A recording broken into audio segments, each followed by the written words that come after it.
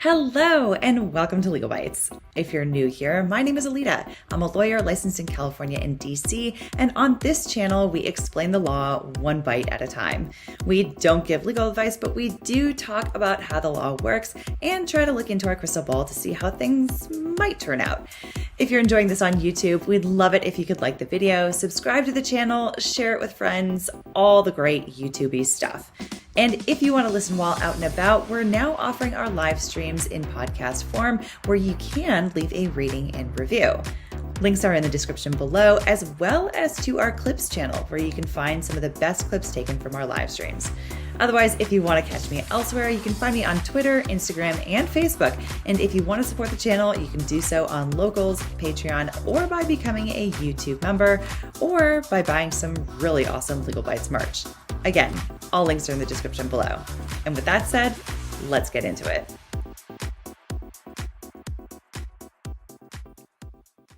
All right, there we go. That's the button I meant to press. Okay, how is everybody doing? I guess I will add this to stream. We still are waiting for the court feed. That's why we started a little bit late, was because, last time, this morning, I started a little late. Just got in like right under the radar as we were starting testimony because of some other like snafus that happened behind the scenes real quick. But this time we were just kind of waiting on this seal to move. So yeah, we've got supposed to be 1:30 p.m. Mountain Time. We're about 7.5 minutes after. So my guess is, I don't know, something might be happening, might be going on. Or maybe we've got folks in the courtroom and they requested not to turn the cameras on the courtroom proceedings yet. That's always possible. So, okay. All right. I guess we should start by doing like a little bit of let's do some inventory, I guess, of what happened today. So we picked up again with Steve Graf, who testified in his direct examination yesterday. He testified, or he is I think maybe still is the ski patrol manager at Deer Valley. And maybe I should do this actually. It's probably better while we're just waiting on that seal. Not too much detail there to be focusing in on. So he testified, he cross-examination. There was a weird set of questions that plaintiff's counsel asked him about. It was basically just going into the biased issue of did it bother you that there was this possibility and that possibility? Did it bother you that the ski instructor, Eric Christensen, had lunch with Gwyneth Paltrow and her family immediately after this whole thing, immediately after the crash? And he was just like, no, none of that bothered me. Everything was above board. Everything was according to policy. Everything was fine. So, basically what we would expect a Deer Valley employee to say in this situation, especially in a case where a second case had already been dismissed, and that one was against Deer Valley themselves. So, then there was some redirect on that, but that one was pretty basic. And then after that, we got into my favorite expert witness so far. I think that was just so beautifully done. Was Dr. Share. I can't remember. I didn't catch his first name, so I've just got Dr. Share. But he is like the epitome expert of biomechanical engineering related to snow sports. Like that's just so like that's just such a cool job to have. I feel like that's really, I don't know, it's just really fun. All right, now we're back in the courtroom. Oh, Irving, thank you, Night Eyes. Thank you. The bailiffs are bringing in the jury and getting them ready. Thank you for letting us know. Judge Holmbrook, right? That's No, Holmberg. I won't bring them in the room until they're ready. So yeah, Dr. Irving Share was awesome. And he was having fun during his cross-examination, which is typically not the experience of most witnesses on cross-examination. Like it's one of the most stressful places to be. So the fact that he was like smiling and I hope they're not going to show. Okay, yeah, that's the back door. That's not the jury door. I was like, they're not going to show the jury walking in, are they? So yeah, Dr. Share was having fun on cross-examination, which is just a really good sign about his confidence and how he was just like basically just amused by the ridiculousness of these questions that were being asked of him. I think for me personally, I couldn't really give opposing counsel's theories much credit. And once he asked about the skis going underneath, sorry, let me clarify. Once he asked about the possibility of Gwyneth Paltrow's skis skiing like underneath Terry Sanders' skis, because I was like, if you've ever skied before, if you're familiar with skis, the tips go up. So in order for that to happen, there would have had to be like a weird angling, but like that's exactly why the tips go up like that, is so that you can go over things rather than get caught under. So anyway, so yeah, as soon as he did that, and he was like really, really trying to sell this theory of like Gwyneth Paltrow hitting him squarely, but coming in at a total angle and coming in under his skis. No, there was just no way. There was just no way. Mr. Bogger, you can come back up to the witness stand.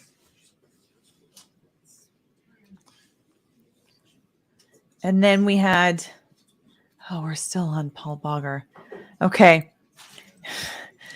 This is, I don't know what's going to happen with cross-examination even, because he is an expert witness as well. And he basically is like a ski collision investigator. And unfortunately, right before unfortunately for the defense, I should say. Here comes Gwyneth Paltrow.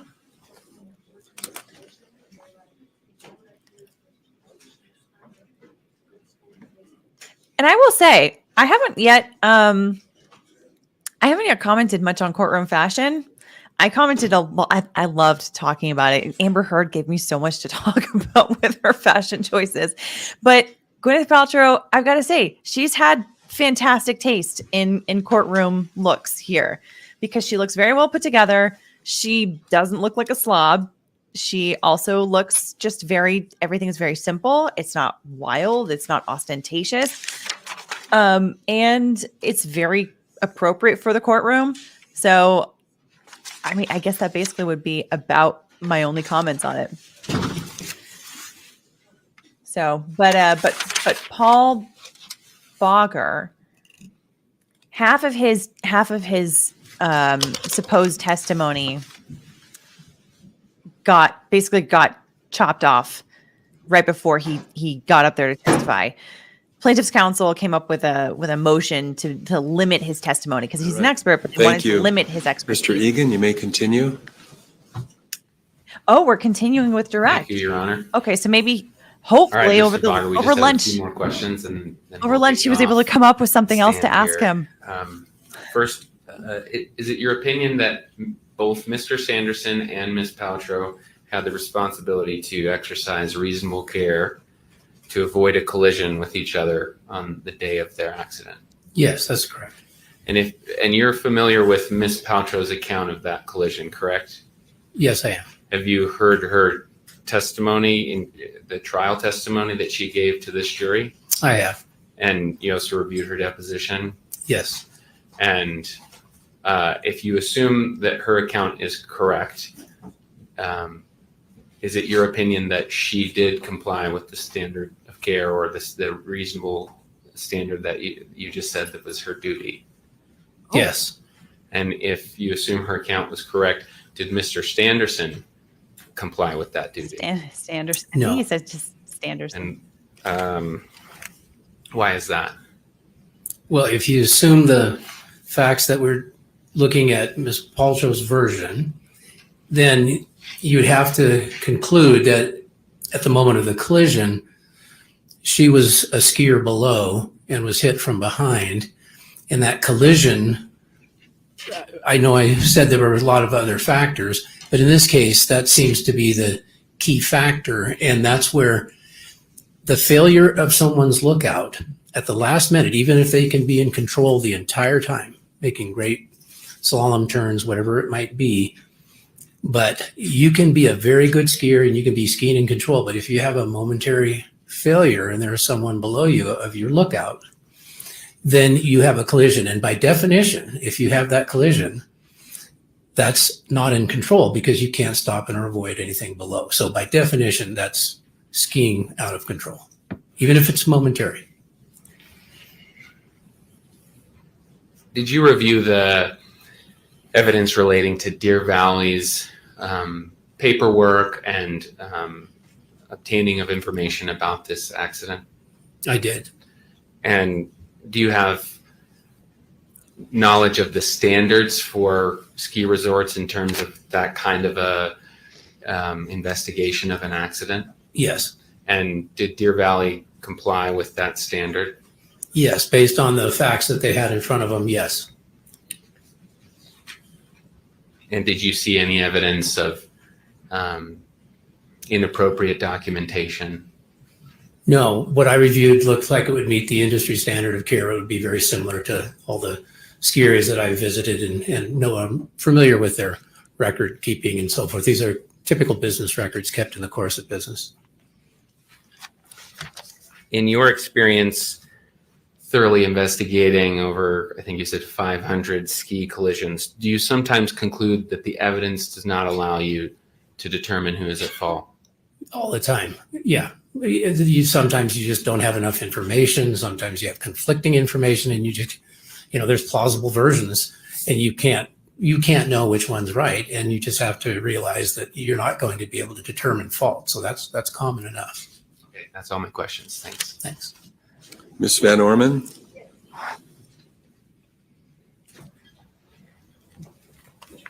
Good afternoon. Good afternoon. I'm going to be really, really quick with you. In fact, we're just going to do the opposite of what you just testified to. So you were just asked if Ms. Paltrow's version of the accident, assuming that was true, would Mr. Sanderson have violated the skier's responsibility code? We're going to flip that. You've heard Mr. Sanderson and Mr. Ramon's version of the accident. Assuming those were true, they would have complied with the skier's responsibility code, correct? Correct. And Ms. Paltrow would have violated the skier's responsibility code. That's correct. All right. And in fact, the skier's responsibility code, it applies to all skiers. They all have to follow it, right? That's correct. No matter if somebody has a disability in their eye or if they're turning to look at their children to watch them ski. All skiers have that responsibility at all times. That's all I have. Thank you. Thank you. Mr. Egan? That's all, Your Honor. Thank you. And Mr. Bogger? You may step down. Okay. Kind of a waste of Mr. time. Egan, you may in call my your next opinion. witness or Mr. Owens this time. Fortunately. Thank you, Your Honor. Stephen Edgley, MD. So Dr. Edgley, the court wants to swear you to tell the truth. There's a lot of stuff there. Do you swear that the testimony you are about to give in the case now before the court will be the truth, the whole truth, and nothing but the truth, so help you God? Thank you. You can have a seat. Good afternoon.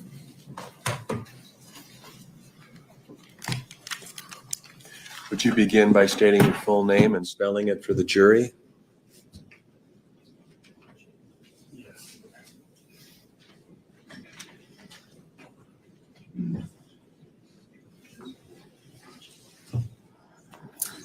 Stephen Edgley.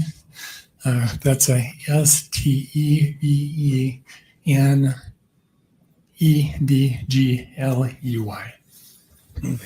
Yep.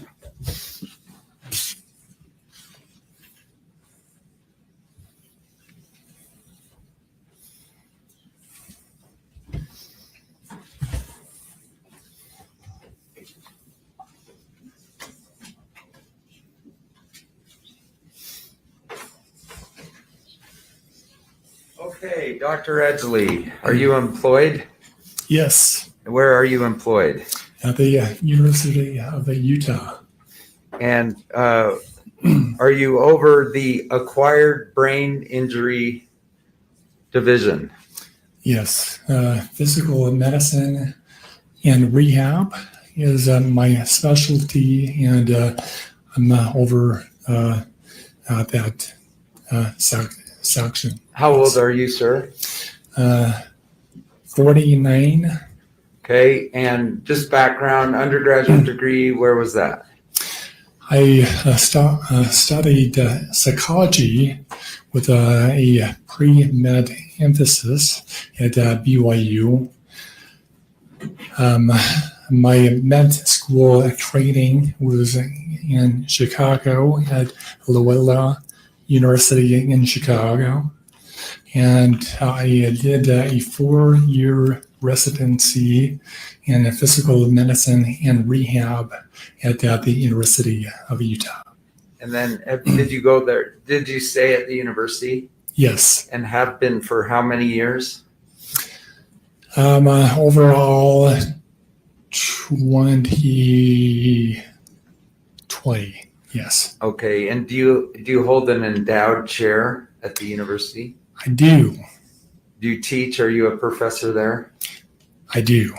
And you personally had an acquired brain injury. Is that true? Yes. So I had a stroke in 2001, 21 years ago. And That might explain why he's talking a did little that bit event differently. play a role in your area of study? It did. I was initially matched for a residency training in ophthalmology, actually. I took 1 year off to deal with the recovery aspects of my stroke, and then began physical medicine and rehab residency training. Are you board certified in your specialty? I am. You are a physician, MD, correct? Yes. And do you deal with people other than stroke people, other acquired brain injuries? So in my practice, it's a very busy practice. 95% of my practice deals with acquired brain injury. And what is that? As opposed to brain injury? Like if a baby is born with a brain injury, that's not acquired, right? Acquired. So acquired brain injury encompasses strokes, traumatic brain injury, concussions, and a myriad of other brain injuries related to, surgery, anoxia, near drownings. Anoxia is like oxygen deprivation. Yes. Okay, and maybe a child who's found bit at the leading. bottom of a swimming pool, rehabilitated, brought in. Maybe just ask And they him, like, come and what's see an you? example of Yes. anoxia? About how many patients have you seen Kind of leading here. In your career? So I have, let's see, I see about 15 separate encounters per day over 20 years. That equals over 65,000 patient encounters of acquired brain injury. Thank you. And do you consider yourself an expert in brain injuries? Yes. And the fact that you have personally had an acquired brain injury, does that also give you additional insight? It makes me kind of unique in that I have experienced. That is so Have you fascinating. reviewed voluminous records in this case? I have. So the court complaint, records and reports from the VA hospital, is that fair? Yes. About 1,000 pages or so. Yes. And deposition transcripts, Gwyneth Paltrow, Terry Sanderson, the daughters, Sam agree. Goldstein, Dr. Fong, all of those. Yes. That's correct. Yes. And medical records also of the Park City Instacare, Cognitive FX, Sam Goldstein.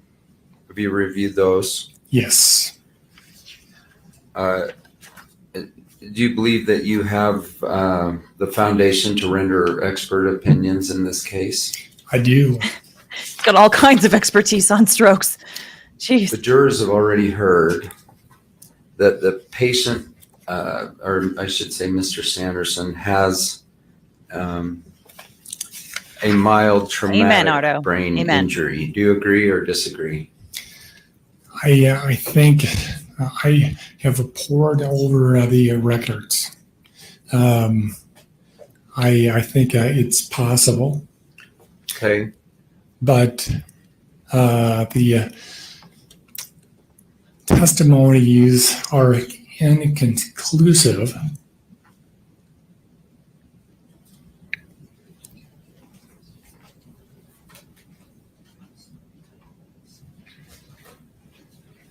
Did you tell me that the most important things you look at are how long they're unconscious and how long they've lost their memory, amnesia? That's correct. So that's going by the Cantu concussion grading system, which is preferable because it's the most objective and not relying on subjective symptoms from any patient. Okay. So a concussion, if you hear someone has a concussion, are those your two lead questions? How long were you out? And how long is your memory out? Exactly. All right. And apply that to Mr. Sanderson, would you? So it is unclear whether he lost consciousness. Now, let me be clear. So let's define consciousness. So when Hey, Steve, you welcome are back. unconscious, you are totally lifeless and limp. I like this guy. Not speaking, Me too. not moving. That's unconsciousness. I based on the records, there is a very inconsistent evidence that he did in fact lose consciousness. So I am not able to state that conclusively. Okay. What do we know about, for instance, Christensen was the ski instructor. He testified to no loss of consciousness. You with me? Yep. And Brad Falchuk has not gone yet. Ms. Paltrow has stated no loss of consciousness. Craig Ramon did say loss of consciousness. Have I sort of summarized some of the people who talked about that? Yeah, and the plaintiffs himself has said, loss of consciousness, 5 minutes, and then again a later 10 minutes. Okay, Yes. so Mr. Sanderson kept changing what he Yes. was telling people, right? Uh, I don't know, a few seconds, 5 Yes. minutes, then 10 minutes. True? Yes, and I think that is why it's important to clarify loss of consciousness with the post-traumatic amnesia. So, the plaintiff will not remember how long he was unconscious, Yeah, if that makes sense. at all. Yeah. He will remember the first memory he had of that event. Okay. And So- Sense. Consciousness, I heard you say 5 minutes, and I just want to be clear. One of the ways we rate sort of the severity of the concussion is very short to no concussion, up to 5 minutes, and then over 5 minutes. so Is that true? So to clarify, no loss of consciousness, but post-traumatic amnesia is a grade 1 concussion. Thank you.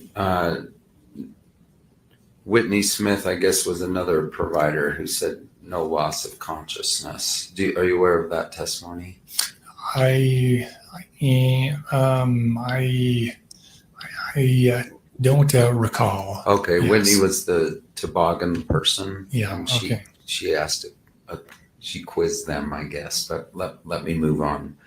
Okay, so even if Ramon's testimony is believed, that would put him only in the second category, less than 5 minutes. Yes. Okay, and first category is essentially no loss of consciousness. Yes. Okay, now let's go to amnesia. Applying what you've learned about Mr. Sanderson, how long was his amnesia after the collision? That is also very ambiguous and multiple reports. I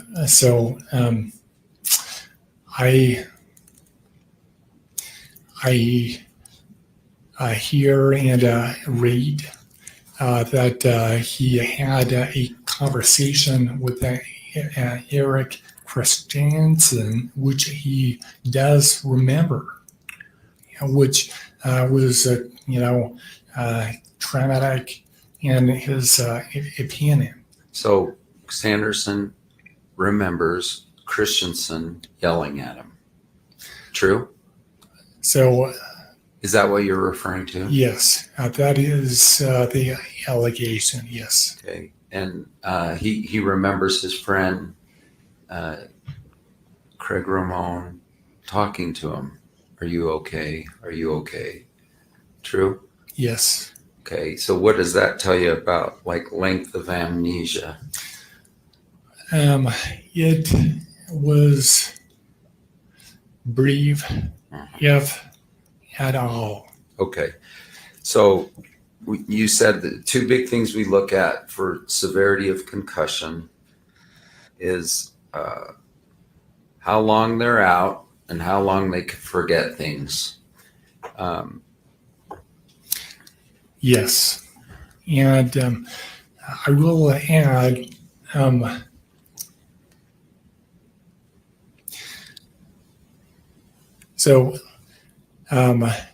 people experiencing brain trauma have a period of fogginess, and as the plaintiff himself said, quote, "I rung my bell." Okay. At one point he said, I rung my bell. I hear you. Go ahead. So I am not able to say,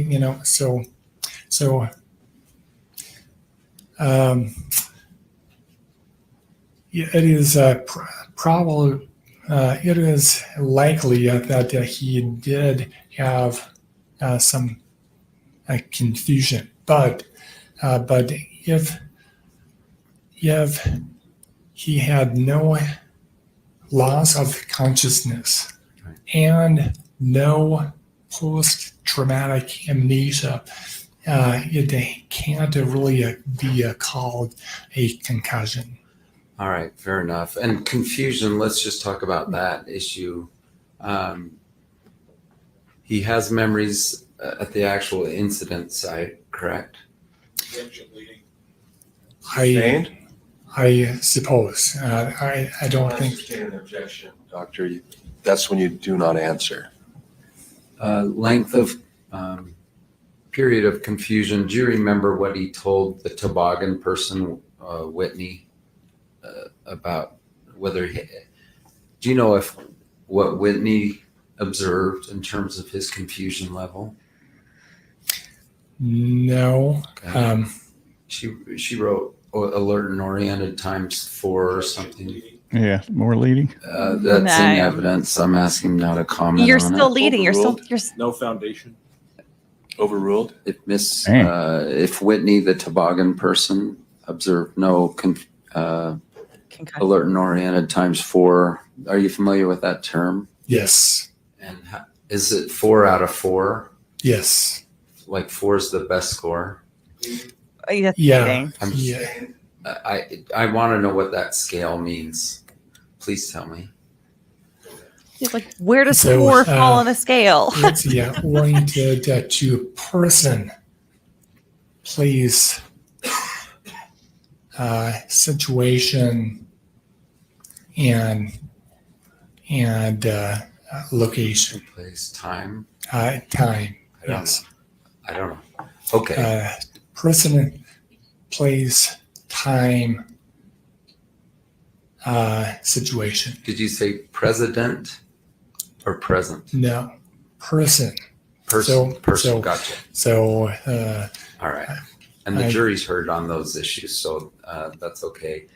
I asked Terry, would it surprise you if at the Instacare they found no confusion? He said no. Is that consistent with your knowledge of the events? yes. Have you seen texts he was sending out even at the bottom of the hill about Whitney? Overruled. Go ahead. I have heard about the text. Yes. All right.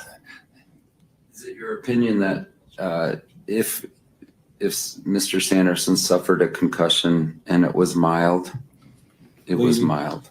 Leading. That's Overruled. go You ahead. just okay. What's the question Yes. again? Is it your opinion that if Mr. Sanderson suffered a concussion, it was mild? Yeah. Yes. It is. Yeah. And is that based on the things we've been discussing, or are there any other issues?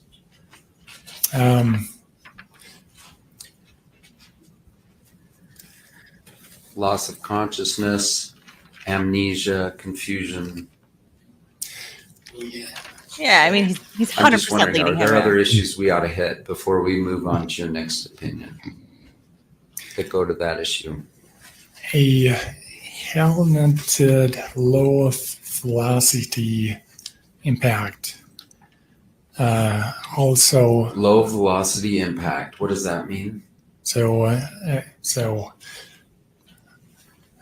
he was not going fast. Okay, what do you know? Stop like, interrupting him. Let him finish his in a sentence. car accident. He was not going car speeds. Okay. And you read, for instance, the depositions where they discuss it was actually kind of a slow fall. Yes. And that's important when determining how hard You're the leading. hit was. Or Oh, yeah. the Ask him the concussion damn severity. question. Yes. Thank you. Any other factors we've missed? I don't think so. All right, let's go to your second opinion. Getting yes, no answers from his own expert. That's classic leading. None of the medical God. records support plaintiff's claim that perceived symptoms of cognitive decline are related to the ski collision. Is that your opinion?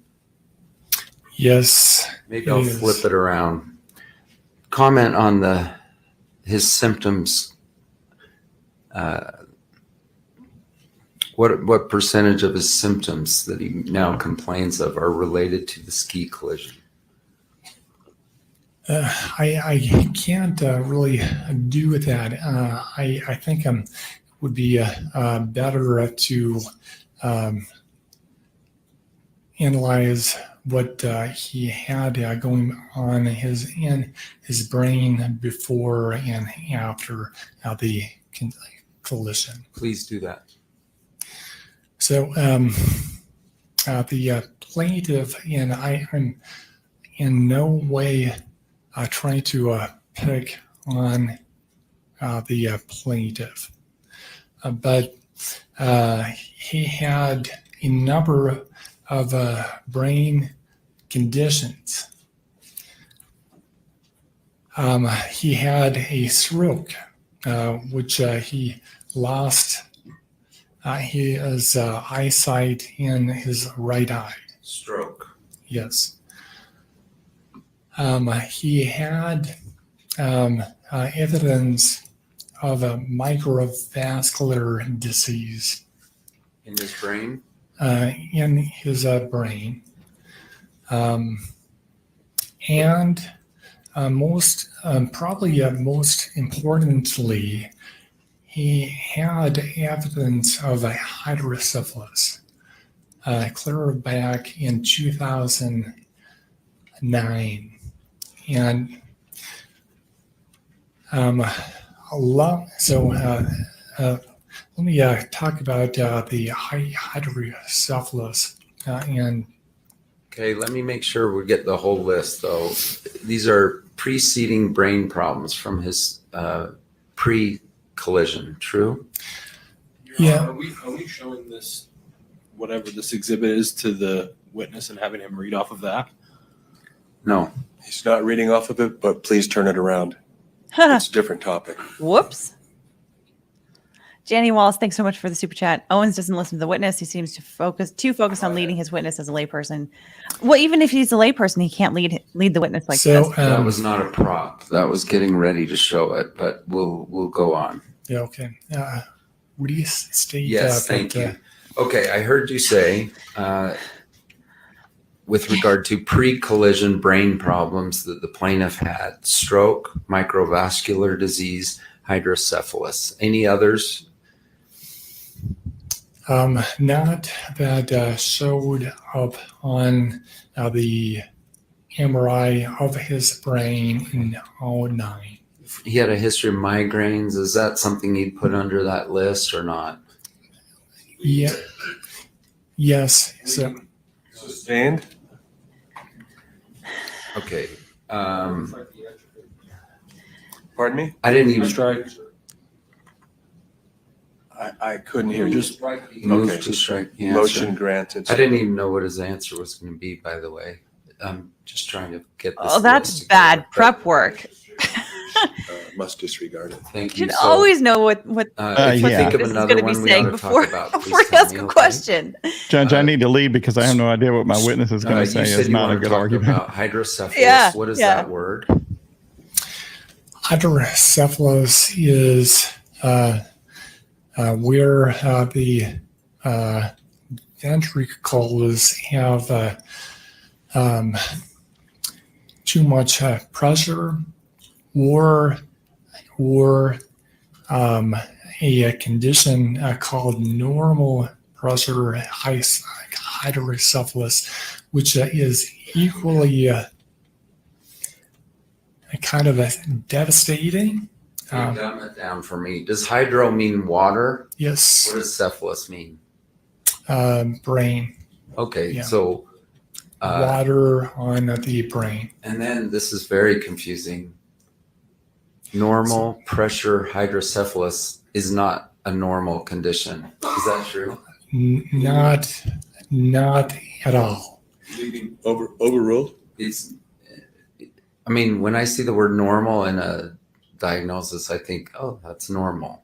But in this case, Just ask him, what is normal? pressure hydrocephalus is or is not a good condition. So it is a well-recognized medical condition that is degenerative in nature, meaning it gets worse with time. About only 1 in 500 people between the age 60 and 70 have this, and it gets worse with time. You said hydrocephalus means water brain. What does that mean? There's too much fluid in the head, or what? It specifically means that there is too much fluid in the ventricles of the brain. And what's a ventricle again? Fluid filled cavities that feed the spinal column and eventually get resorbed by the body. And you said it's progressive. Just comment on that. So let's say there were no ski accident. Comment on its progressiveness in Mr. Sanderson. So it's been 14 years since that initial MRI. That's quite a bit of time. I would expect symptoms to crop up like loss of memory, like trouble with balance. Okay.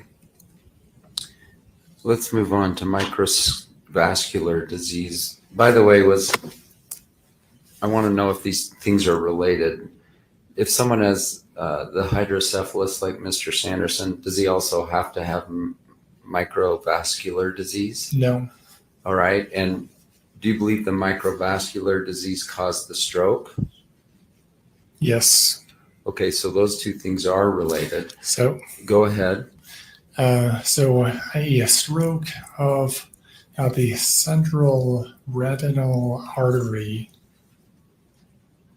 is a harbinger of future strokes and a indication that there is microvascular disease. So microvascular. Micro means small. Is that right? Yes. Vascular means like blood flow? Yes.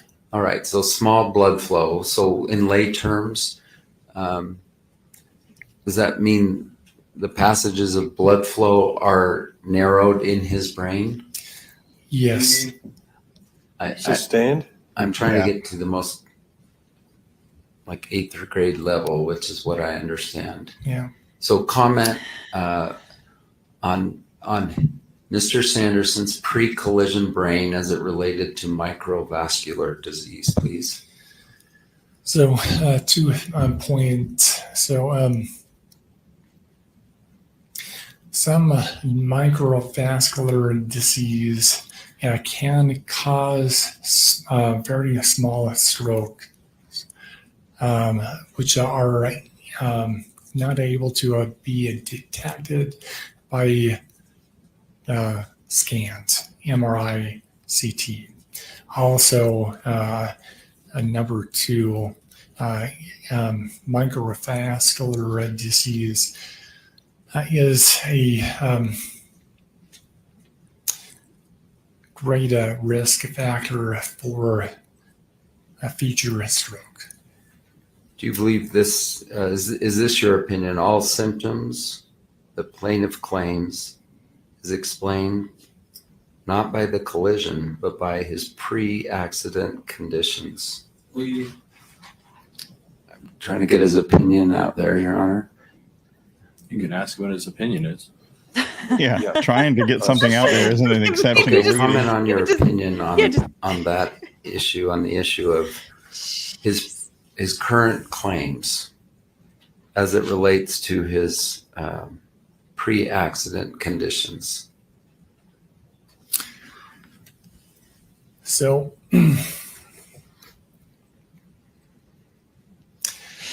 in a more likely than not scenario, in this 76-year-old brain now, I think I'm going to turn off the closed captioning for Uh, this. concussion It's not helping. symptoms They have gone wild. should Close only Yeah. last for 1 to 3 months. That robot that's making those words is really confused. There is a wide berth of evidence that when the concussion symptoms last for longer than 3 months, it's highly correlated with monetary gains or litigation. Oh, Explain that, please. Oh. Monetary gains or Dude, litigation. Oh. he just dunked that one in there. oh shit! And relate it, please, directly to Mr. Sanderson. None of us expected this witness to be No. this brutal. It's beyond the scope of his expert report. Yeah. He just said that guy's a Your fraud, approach, yo. please. Yeah, it's time to approach the coach. Yeah. Well, I mean, let's just, hypothesize that somehow whatever objection the plaintiff side has to that statement, and then they win that, and then the judge turns and says, strike that whole sentence that the witness just said. You really think that the jury is actually going to forget that he said that? He did bust that one. Like that guy to me the whole time is, I'm not following all the points they want to make, but I'm thinking, here's a guy who, though he's not going to lie to you. But I am getting a little lost on the points until he comes up off the bench and dunks in and says that anybody saying what this guy's saying is a fraud. Go. Ultramarine too. He said that there is a wide berth. I literally just took it down because that helps me kind of pay attention with the pauses between his words. So I was typing it. There's a wide berth of evidence that when the concussion symptoms last more than 3 months, it's highly correlated with monetary gains or litigation. So that is, I really want to hear more about this literature. Sustained. Okay. And the answer It's stricken. And the jury is ordered to disregard it. Okay, but we'll see. He's sitting over there in the witness stand like, yo, what's up? Though I already did it. You didn't see that coming. Genie's not floating back in that bottle. Comment, would you, on the patient's pre-existing anxiety and depression?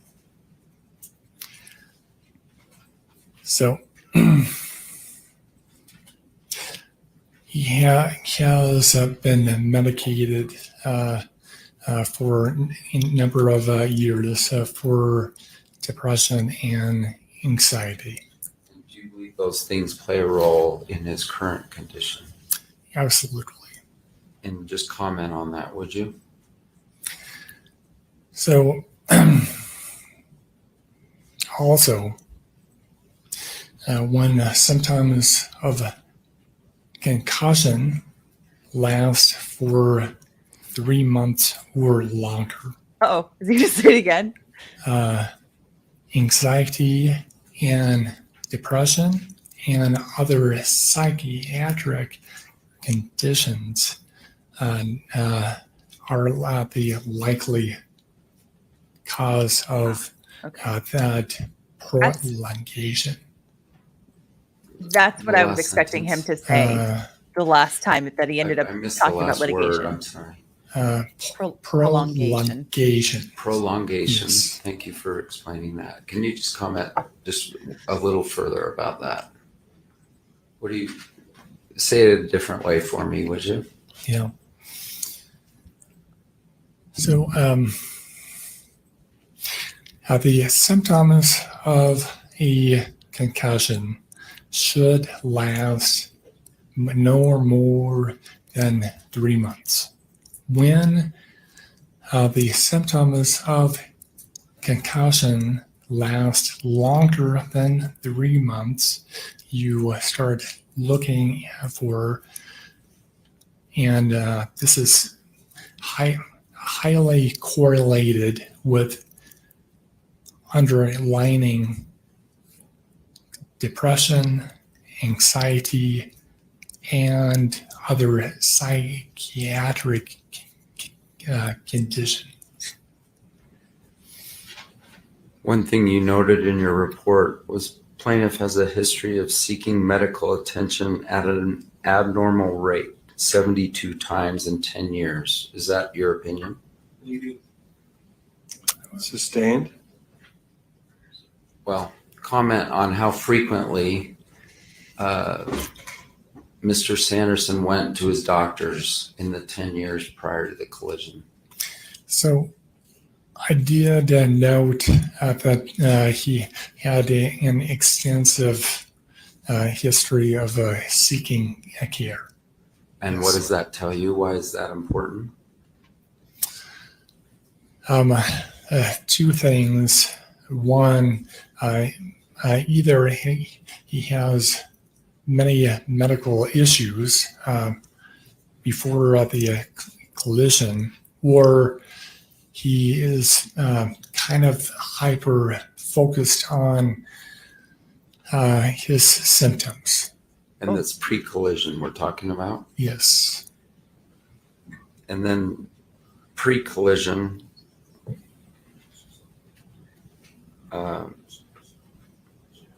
just as a part of aging, did he note a decline in his mental or physical acuity level? So what's interesting is within 1 month of the collision, he went to his own family doctor and said, I feel like I'm getting old. This is within 1 month before, correct? Yes. And did he say, I'm having a hard time doing the things I've always done? Yes. Bleeding. Overruled. And why was he feeling that way? Do we know? Yeah. So I Sustained. I'm just asking, do you have any Just thoughts asking, on Your that Honor. issue? Just asking. Sustained. Just saying. Well, using your medical opinion, I'm just just wondering. trying to get information what from does you, Your that Honor. tell you as a reviewing medical expert? Foundation. Overruled. Go ahead. I'm getting old and I can't do what I used to do. Go ahead. That's true. So Overruled. Go ahead. So I have had many patients of his age say the same thing. Yes. And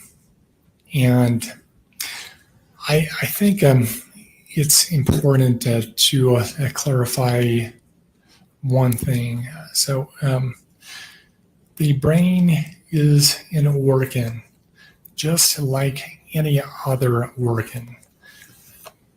With time, it accrues conditions, problems, just like any other organ. The plaintiff had evidence, including objective evidence on MRI and things like that of these disease processes before the clinician. Okay. And this was the stroke workup. Is that where he had the imaging Yeah. before? And do you know of any of their plaintiff's experts who actually reviewed the stroke imaging before the collision? Foundation, Your Honor. Overruled. I do. Did they? Um, Did any of the plaintiff's experts review the imaging to your knowledge? not to my knowledge. And if we're trying to figure out, hey, what's this guy's brain like before and what's this guy's brain like after, it would be nice to put those side to side, wouldn't it? And actually compare. It would, and that's what the defense has done. Yes. All right, let's just talk about aging. Have you seen? By the way, Sandra Ramirez, thank you so May I much for show him gifting. a document, Your Honor? How many memberships was that? 5 Before I Legal Bites publish it, memberships. sure. Thank you.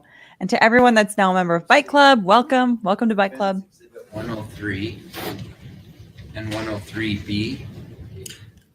I have. And does that appear to be a true and correct summary of Mr. Sanderson's health before the incident? It does. Okay, and Your Honor, I move to publish it. Objection. We object, Your Honor. It's what we've talked about before. There's irrelevant medical information there.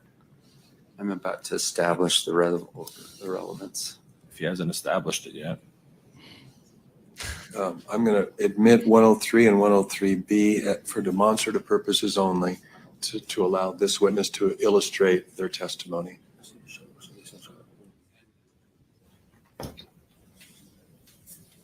Figure out how to show this too. There's an easel somewhere. Is this okay for a minute? Sure. This is the same thing, I just don't trust technology. So 103,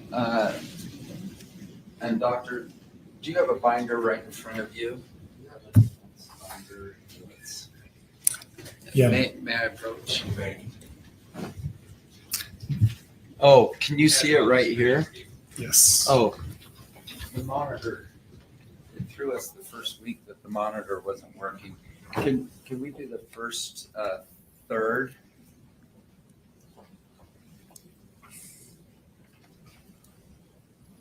All right. Can you see that okay, Doctor? Yes. And is this the note you were just talking about? Thinks he's gotten old all of a sudden, not doing things he used to do? Yeah, it is. Yes. And then let's say that big. Then blind in right eye. Were you familiar with that? I was. And severely impaired in the other. Did you see that in his medical records? I did. Did you see evidence that he walked into walls before the incident? Yes. He would ask people standing on the right side of his field of vision to move so that he could see them. Did you see that in the evidence? Yes. One of the reasons he retired was because he had a stroke event that deprived his eye of oxygen, impacting his vision. Did you observe that in the evidence? Yes. We're going to go through all these. It's going to be leading, Your Honor, every time. Overruled. He adjusted his skiing to one side of the slope to try to avoid hitting others in his blind spot. Did you observe that? Yes. He had to be picky about what days he skied to avoid days with lighting that would further limit his depth perception. Do you agree? Did you see that in the evidence? Yes. By the way, I mean, if I close one eye, do I have depth perception? Is it still three? Comment on These that. questions. Is it still three-dimensional or is it now two-dimensional? Tell me about how You do closing my want to eye have- impacts my depth perception. Expert testimony, Your Honor. It's commenting about aging. Overruled. Okay, so I'm closing one eye. He's reenacting it again. Does that hurt my depth perception or it doesn't? That does. Just comment very briefly. Well, you have basically got a monocular situation. And so depth perception will be severely impaired. Prostate cancer, were you aware he to this day still has metastatic prostate cancer? Yes. It's not like it was cured, true?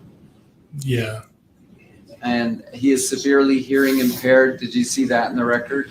Yes. He has difficulty hearing higher frequency sounds like a woman's voice. Did you see that? Yes. Hearing loss is severe. Did you see that? Yes.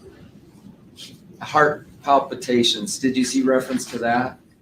Yes. And he was on 2 heart medicines, 2 heart, just prior to the ski collision, 2 blood pressure meds for his heart. Yes. Is that related to the palpitations, or are those high blood pressure issues separate from the palpitations? So they can be related to the heart. They can be related to anxiety. Okay. Do you have an opinion one way or the other? So I cannot speculate. Okay, Mr. Sanderson is 76 years old and experiencing the effects of aging. Do you believe that?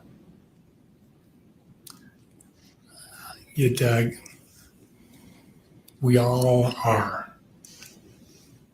Is that a yes? Yes. Microvascular disease, we talked about that. Moderate diffuse volume loss atrophy, brain volume decreasing. Did you note that he had that prior to the ski collision? So I read it on the report. Yes. Okay. And what does that mean? Do our brains all shrink as we age? Yes. Some more than others. And Talk about Mr. Sanderson, please. Brain atrophy can be caused by a number of factors. Okay. Comment on Mr. Sanderson, please. What do we know? Why did he have that before the ski collision? We don't. Speculation. That's I why don't I'm know why I asking. had it before. I'm Oh, asking if you know that. Overruled? Tell us if you know why he had it. I don't. It's a vague symptom finding, and it could be caused by a number of things. Commonly, people who drink alcohol excessively commonly have brain atrophy, but there are a number of other causes. Did you see any evidence in the VA record that he sometimes drinks more than 6 drinks a night? I did. And did you see the advice from his providers was, don't do that anymore. No more than 5 a night.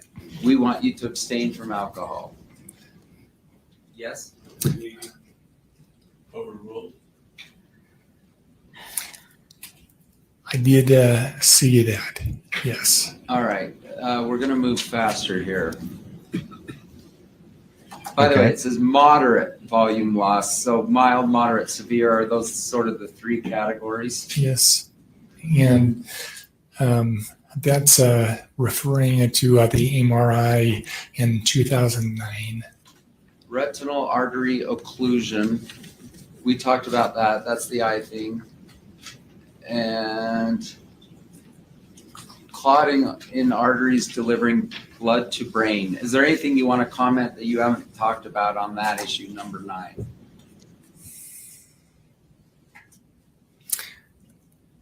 No, I don't And think so. Depression, Nah. we talked about that. Anything more you want to say about it? Rather not.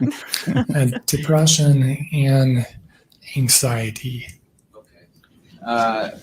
If he says, since the ski collision, I've had more depression and anxiety than I did before, what do you attribute that to?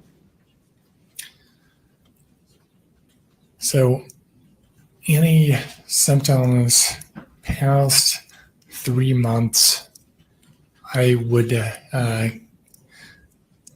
attribute it to this multiple factors, not at the accident. Okay, migraine we've talked about. Let's go. We're going to march through these very fast. In addition to going now, starting on 103B12, did you know he had degenerative disc disease in his back prior to the ski collision? I did. Did you see reference to a foot drop that he, at least for a time, he actually was dragging his foot? I did. Weakness in his back and spine, Yes. loss of sensation. Did you see that? Yes. And just general back pain. See Yes. that? Knee injury, yes. Yes. And that was actually from a ski collision. Do you recall this? Not a collision, a ski accident. I did not know that. Yes. Shoulder injury, shoulder problems. Do you recall him having those? Yes. And hamstring injury, right torn hamstring. Yes. Osteoarthritis. Did you see that? Yes. And what may be more relevant to this case is the osteoarthritis in the neck region, which would make moving your head side to side kind of painful or difficult. That, along with the vision impairment, are, I think, relevant. All right. My partners here are telling me I should wind up. Can you at least look at insomnia, respiratory problems, poor male sexual reproductive health, lower urinary tract issues, kidney problems, hypercholesterolemia, weight gain, and restless legs? Are those all conditions you saw in his pre-collision medical records? Yeah. Why are these things important when we're talking about aging? It is a long list. Some of these conditions are more relevant than others, but the some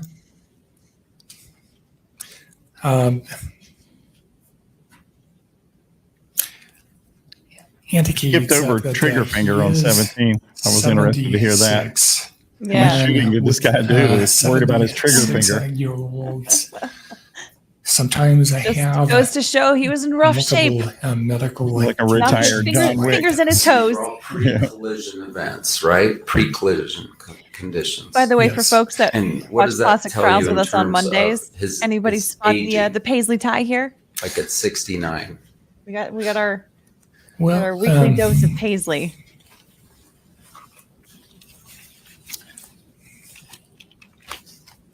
That he was?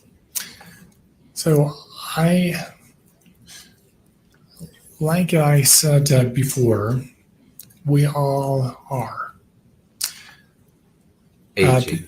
Yes, and so in terms of the brain as an organ,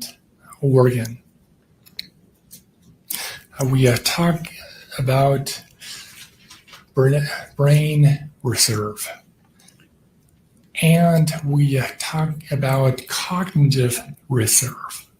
Brain reserve tends to go down and down, starting at around age 25.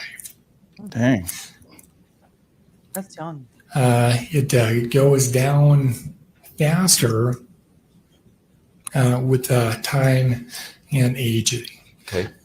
Cognitive reserve indicates that the patient's ability to cope, adapt, be resilient, and find effective workarounds for that brain decline, which we all are undergoing at various stages. Let me conclude here. They're about to stand up and criticize you for not personally meeting with the patient. Did you personally meet with Mr. Sanderson?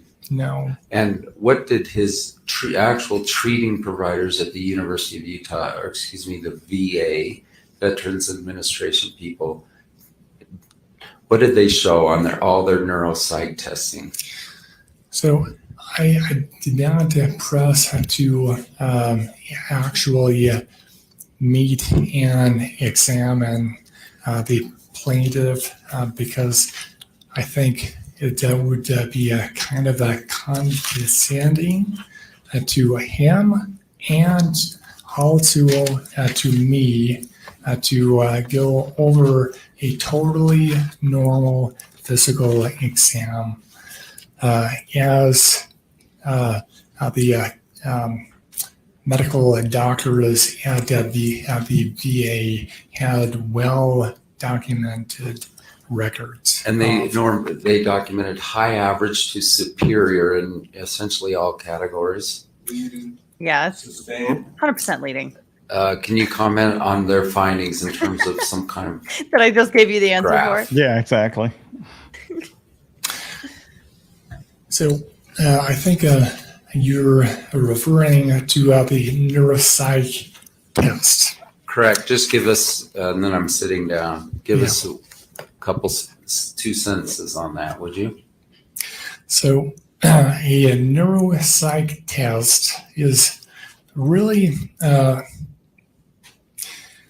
like an MRI of the actual mind and its function. And what was it as Mr. Sanderson after the collision? He had 3 neuropsych tests, and it was superior to above average. Thank you. And Those are all my questions. Thanks. Kind of wish you would have. We'll take a short recess right now. Thank you. Yeah, give this witness a break, please. I don't like it when the attorney's like, well, let me go through this real quickly. Let me rush through this. If just do it fast. Why are you telling the jury like this doesn't really matter? I just got to run through it real quick. Why are you apologizing? Either do it quickly or shut up, or if it's important, then you do it. I don't get that. Yeah. I same. I wonder if it's because it sounds like he was getting signals from his co-counsel, like you're burning through some minutes here. I think that. So maybe it was kind of like to like signal back to them, like I got it. But stop pinching me. yeah, exactly. Like take that cow prod away from me. So this was a very interesting witness. I think that this is one that I really wish that I could observe the jury, because either they were on the edge of their seat and like really trying to focus because, they want to give a witness like this a little bit more like respect, I think, because he has some of his own difficulties in communicating because of his own medical history, or that was a little bit too taxing for the jury and they checked out. I don't know. What do you think? Well, it was taxing for me, and I'm sitting here trying to listen to it, and I got the point. The guy had a lot wrong with him, and maybe he's exaggerating what he's experiencing, or things would have been bad for him without this crash. I think those are the 2 points, but it was kind of unclear. But I like this guy. I don't think he would lie about anything, but I think they probably could have oriented his testimony a little differently to be more impactful. Yeah. And to be a little bit more accommodating for his tendencies and his needs so that he can communicate more clearly. Another thing that I was thinking is so he talked about how he said after 3 months, if someone has concussion symptoms after 3 months, it's more likely correlated with litigation, but also more highly correlated with anxiety and depression. Like that's the real reason why that tends to or why that might be happening. But he didn't really go into why. What is it about about those symptoms that can contribute, that would make that, draw out those concussion symptoms. And I wish that they had done that, because otherwise it's like, I feel like there's just not enough to like really give his testimony a good foundation. Well, and if you are wrong and you run over on the ski slope somebody who has depression and you cause a concussion, and because of that existing condition, their concussion lasts 5 months instead of 2, it's an eggshell plaintiff. Does that even, that to me could be like, hey, yeah, I did have depression before, man, I wish he hadn't run over me, because I don't heal as fast as other people. Like, it's not even necessarily bad for Sanderson. And I saw somebody make a comment that it's, correlates to litigation because of the length of it and the damages. And that's a good point, but I think it should correlate more to liability, because people that get, hit hard, they'll also litigate, but they get quicker settlements and things because they're resolved in their treatment plan. But it's still a good point though. Yeah. That is good. I would be interested to see the literature on those statistics for concussions occurring that aren't some sort of a collision with someone else, like where it's just like someone walking down the street on their own, like it's situations like that where you can't really, there's no one to be sued. Right. Mm-hmm. But I don't know if those statistics exist, but that would be interesting to see.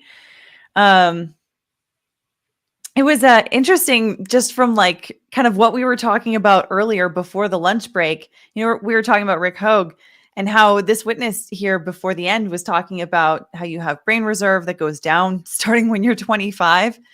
That's so disconcerting. I did not realize that.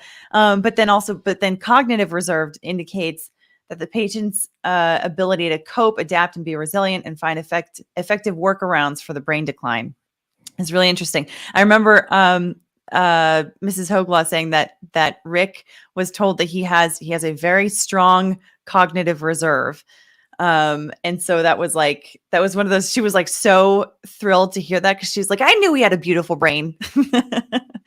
So yeah, but it's interesting, because I had never heard of like those two dynamics kind of working together with the brain as we age and as we continue to grow or decline, however you want to look at it.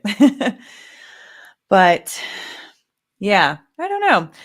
So overall, what did you think of this witness? Did he move the needle for you in one direction or another? I guess the way I come at it is he's suing for what, $300,000 or something like that, or 3.2 million. That's still a point of confusion, I think, for most of us. Okay, it's then been that's reported 300,000, but yeah. Because I know they threw out some things, but I wasn't sure, because I couldn't find the records, why they were saying what these damages were.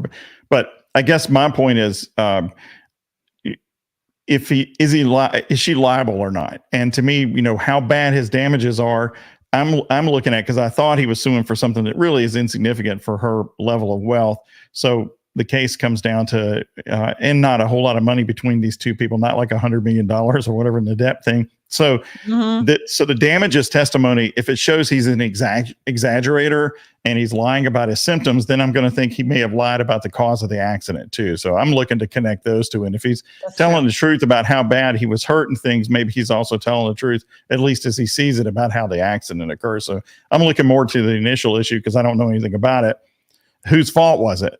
And I saw maybe a minute of her testimony, and the minute that I did see, boy, did Paltrow look really cool on the stand. I don't know if you saw it all, if she carried that way through her testimony, but she was looking sharp to me the little bit that I saw. Yeah. Well, and the plaintiff also testified when he was on the stand. I mean, to your point about like exaggerating, and if he's exaggerating about the symptoms, maybe he's exaggerating about what actually happened to cause those symptoms.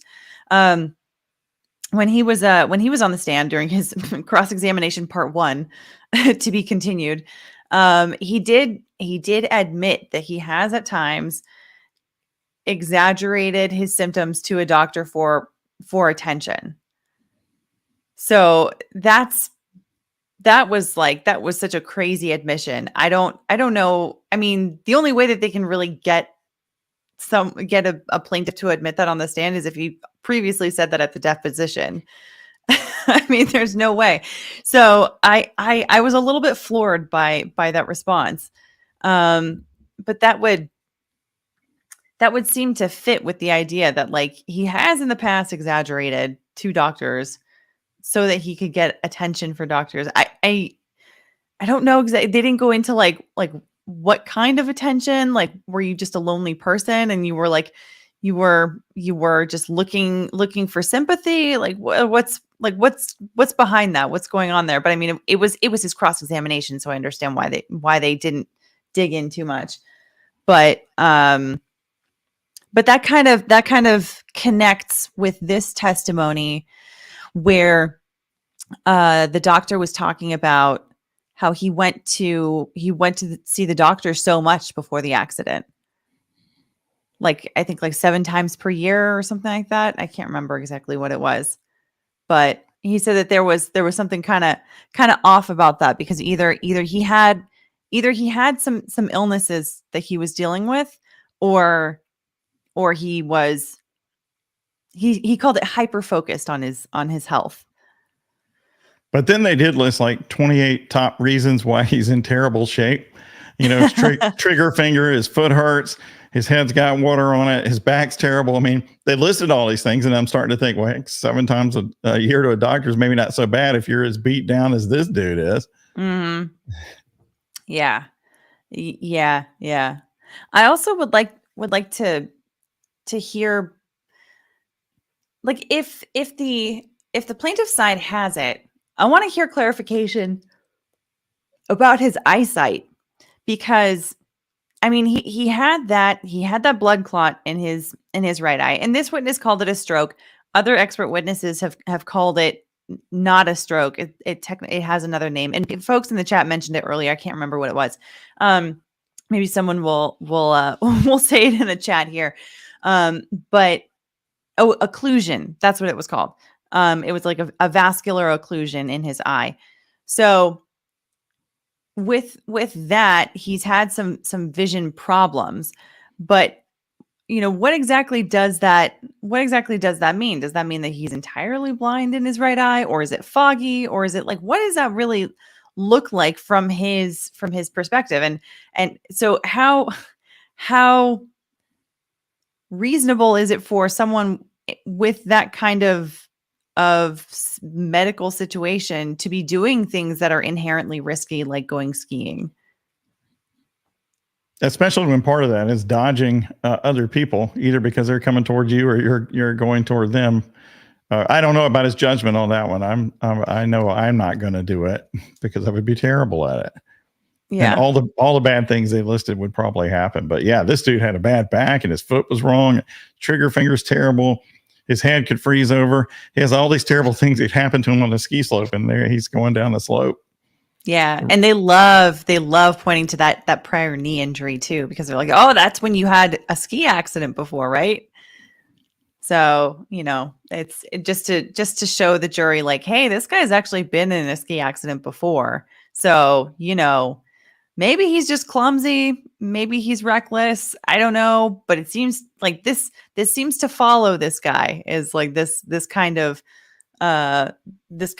experience, you could say. So, yeah, man, oh man. So I will say, I don't know that this witness, for me personally, moved the needle all that much. Let him know. Nice guy, but I don't see it. Yeah, and cross-examination is going to be really interesting too. We didn't talk about that, because this is a tricky witness to cross. Like, you want to be firm, but you also really have to be respectful. So you can't play fast and loose with someone like this. I would expect Owens to be like on the edge of his seat, ready to object that this attorney is cutting off the answer of the witness, because, you know, it takes him a while to respond. This guy's not a liar. The witness, just get him to admit some uncertainty about things and let him off the stand. Like you said, don't try to beat him up. Yeah. Yeah, I think so. Like, or there's probably going to be a lot of like, is it possible for, Right. for it to be this way? Is it possible for it to be that way? That would be a sufficient cross-examination for this witness.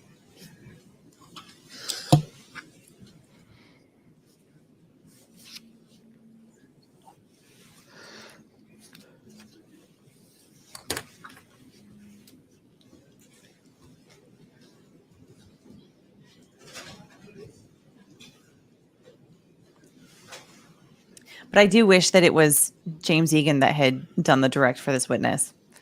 I feel like he has a bit more patience and structure that would have been helpful. Is that the younger guy from earlier? Yeah. Yeah, the guy that everybody's calling Clark Kent. Yeah. Yeah.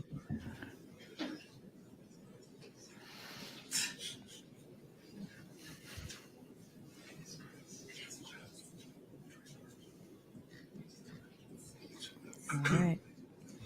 Not sure what we're waiting. Are we waiting on the actual jury? Because he hasn't said that the jury's coming in, but maybe he announced it before. I don't know.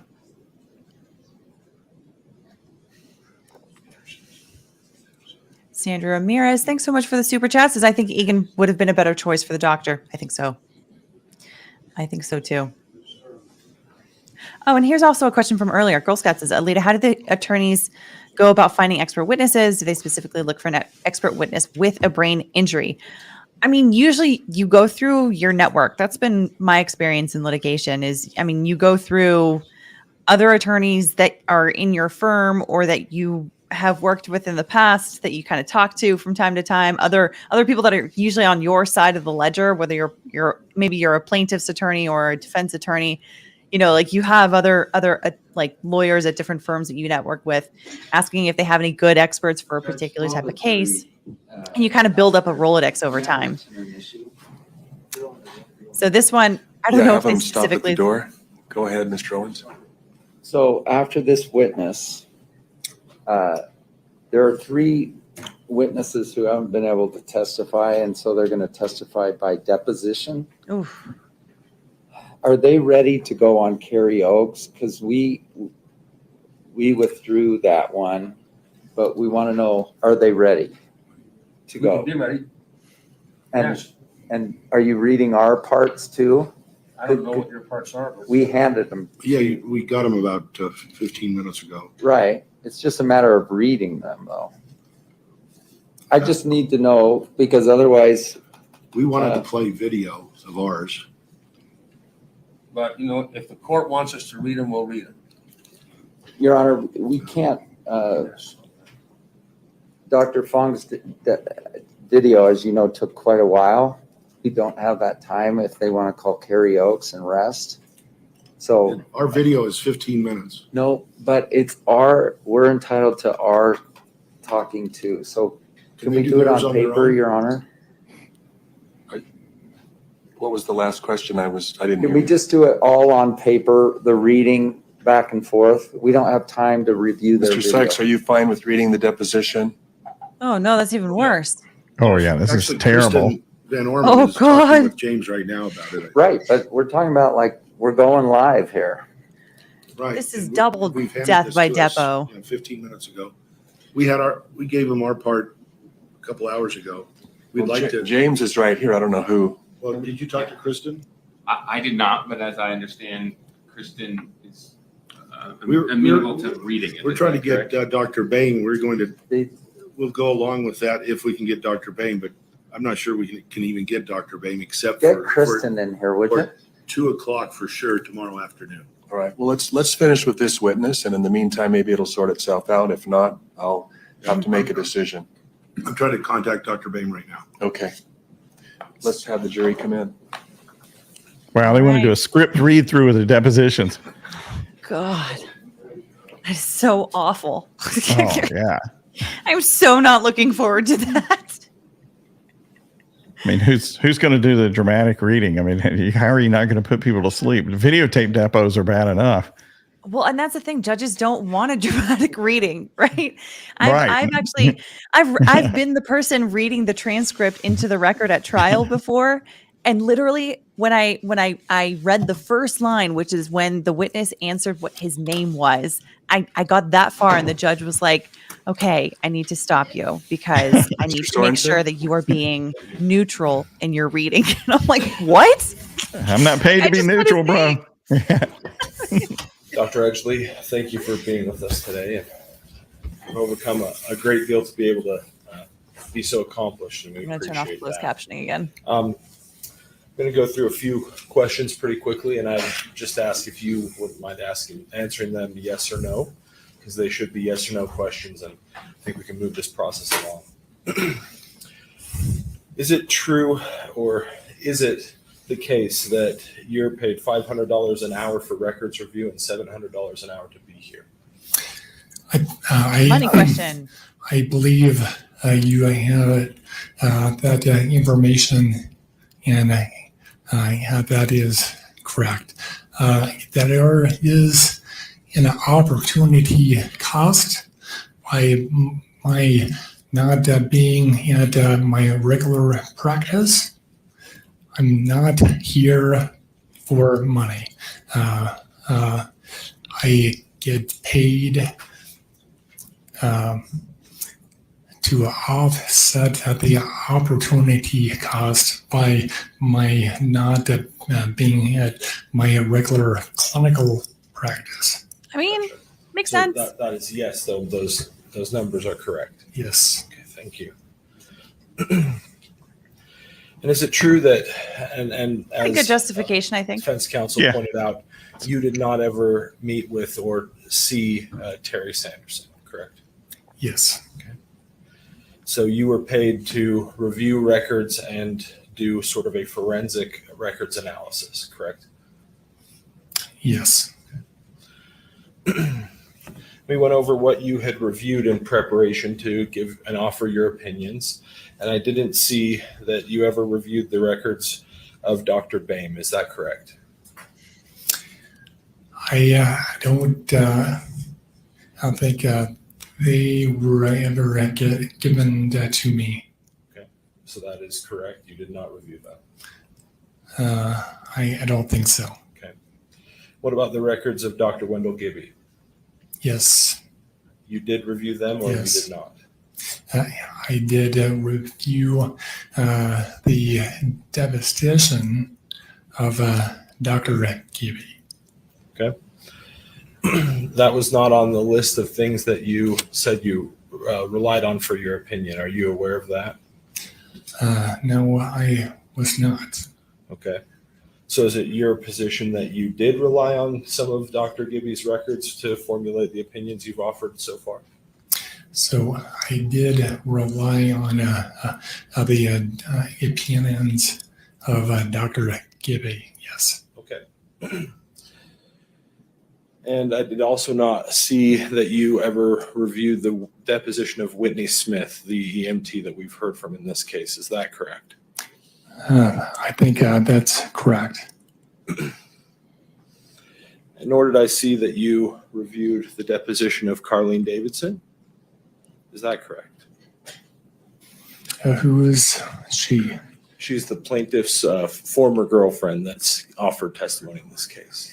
So I did review her deposition. Okay. And what about the man named Craig Ramone? Did you ever review his deposition? Yes. Okay. Neither of those last two were on the list of things that you say you rely on, so you were in fact partially relying on them for your opinions? Yes. Okay. I think we already covered it, but you did a forensic document review in this case. Is that correct? Yeah, yes. Okay. And in a nutshell, and I don't want to put words in your mouth, but you offered 5 main opinions in your expert report that you provided to us. Is that correct? Right. And really, because of court rulings, we're going to focus on 2 of those. Is that all right? Yes. Okay. Why do I have to say we're focusing Your on 2 of first them? opinion that plaintiffs went or Might sneak into the jury that 3 of those babies got tossed. with you is that compelling evidence indicates that plaintiff's concussion was mild and that he lost consciousness only momentarily, if at all. Is that your opinion? Yes. So you do believe that there's a chance he did lose consciousness? So you're saying there's a chance. And there is a chance, but more likely than not, no loss of consciousness. I have not seen any compelling evidence to formulate otherwise. When you say compelling evidence, you're stepping into the place of the jury to weigh evidence. Isn't that correct? Is that a No. yes or no? That's well within his scope as an expert. Yeah. He's a doctor in this field. So no, he's not stepping into the no.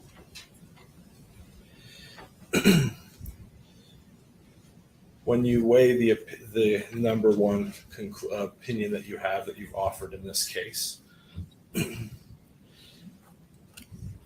you say that it wasn't compelling, is that because you weighed evidence?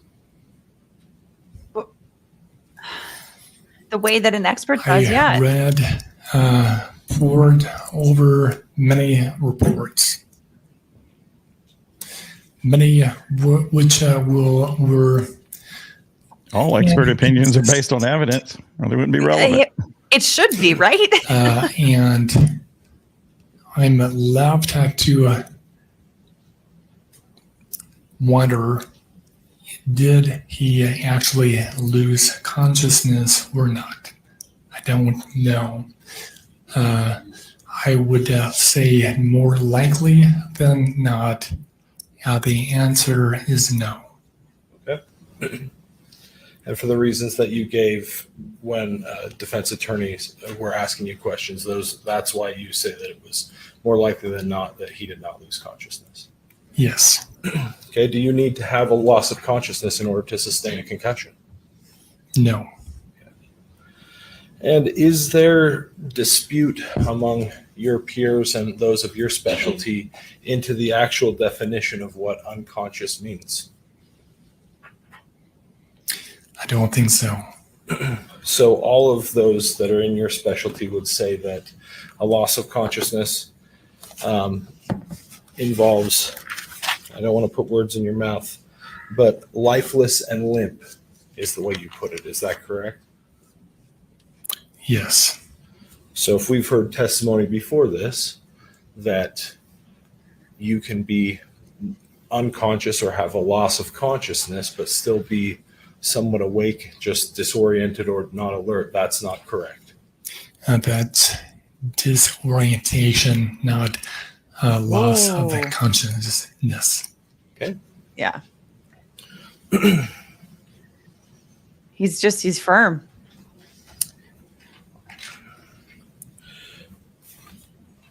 Is it possible that the amnesia that you talked about with defense counsel is or could account for Terry Sanderson's inconsistent testimony about how long he may or may not have lost consciousness? Yes. So that is a very real possibility in this case. Yeah, actually, you cannot comment on your own unconsciousness. Gotcha. So then we would be forced to rely on the testimony of those that were there or those that reported what they had seen? Yes. Okay.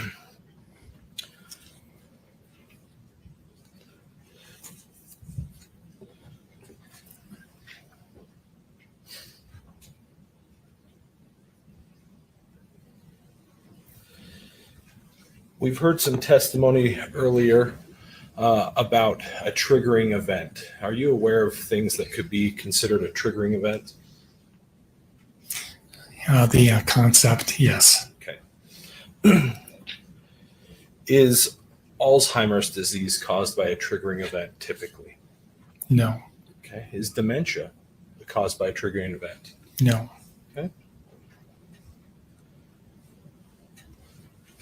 Is NPH caused by a triggering event? No. Okay. Can the presence of NPH exacerbate a concussion or the symptoms of it? It can in theory, but only for a brief period of a time. Brief meaning weeks to months. Okay. Not certainly not 7 years. Okay. The jury's heard a lot of testimony about a condition called PCS, or post-concussive symptoms. Are you aware of that condition? Yes. So is it your testimony that the presence of NPH could not be a risk factor in possibly leading to PCS? Let me back up. So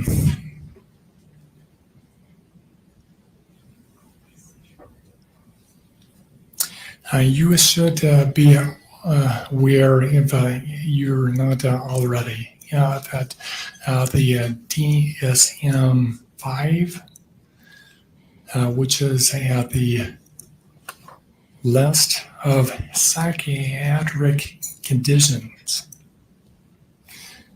the fifth and most current edition says that if a concussion lasts more than 3 months,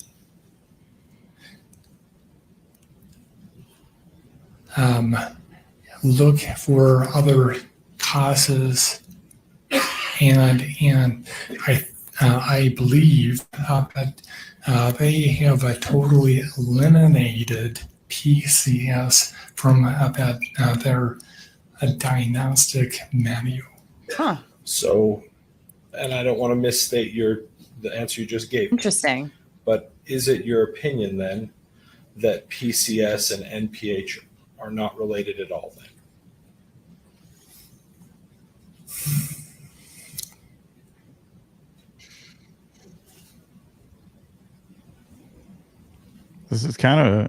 This cross is kind of a better direct than You're the direct was. Letting the guy talk. To The same thing is more interesting. Categorical answer. Yes. No. I cannot say that there is no small, association. Okay, so when Dr. Bain, for instance, testifies that it's rare, but PCS can occur after the occurrence of a concussion, is that accurate testimony? I would like to, so I have an issue with the term PCS because I don't think it's, so whereas it was a valid condition, it's not, at least in the psychiatric world, it's not recognized as a condition now. Okay, so, and maybe I inartfully asked the question, but essentially, if I hear what you're asking, or what your response was, and again, I don't want to restate for you, but you're coming at this from a psychiatric perspective, where PCS might be more of a clinical or medical diagnosis. Is that correct? No. Okay. Okay. It's a strong answer for his case.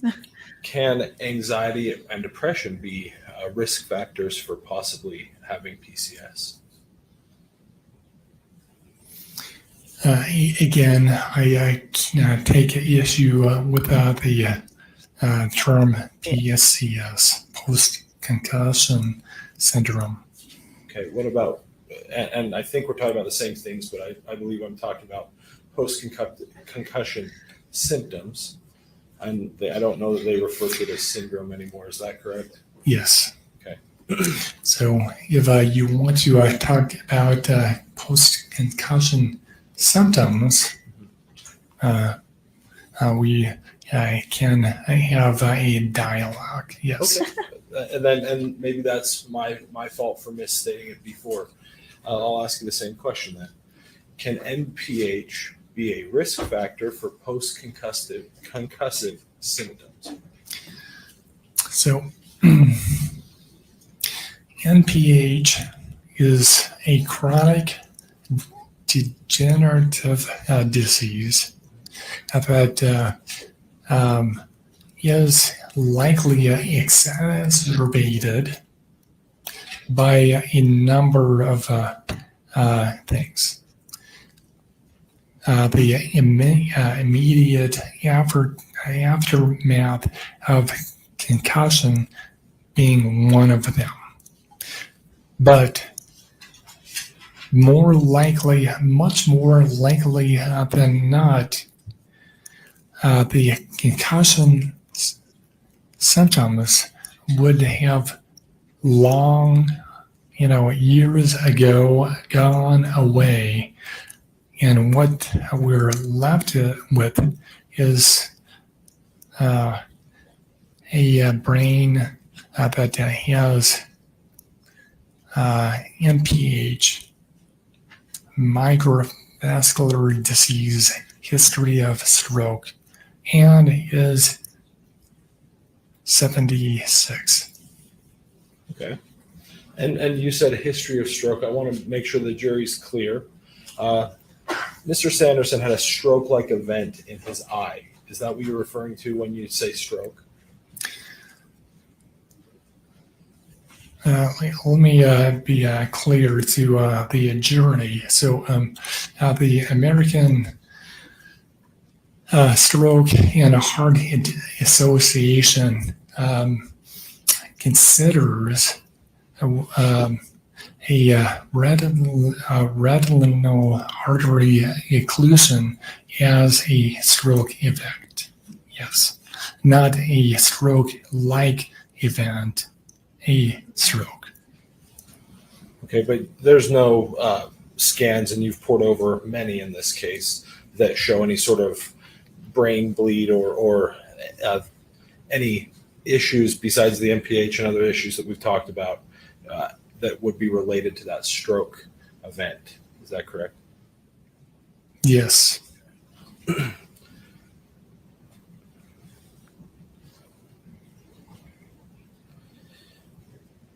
The expert's doing great, but I don't think this lawyer is embarrassing himself, and that seems kind of rare so far. The medical records that you poured over, that he had any sort of NPH symptomology before the ski crash in 2016. NPH symptoms are insidious at onset. Okay, what are those? I think they're called the triad sometimes. What are the three main symptoms of NPH? So, doing a this great is direct examination. very layman's way of explaining it, but you have cognitive deficits, including memory loss. You have imbalance, and that can lead to falls. And you have urinary incontinence, loss of the function of holding urine in your bladder. So just to recap, the triad is memory issues, ataxia, and then incontinence is typically how that's diagnosed, correct? Yes. Okay. And you did not see any of those symptoms in Mr. Sanderson before the ski crash in 2016? Before 2009. And what were those symptoms that you read? Well, no, before 2009, that's correct. But yet it was commented on the MRI of 2009. And given that those symptoms are insidious in their onset, happening over years, maybe decades. 14 years later,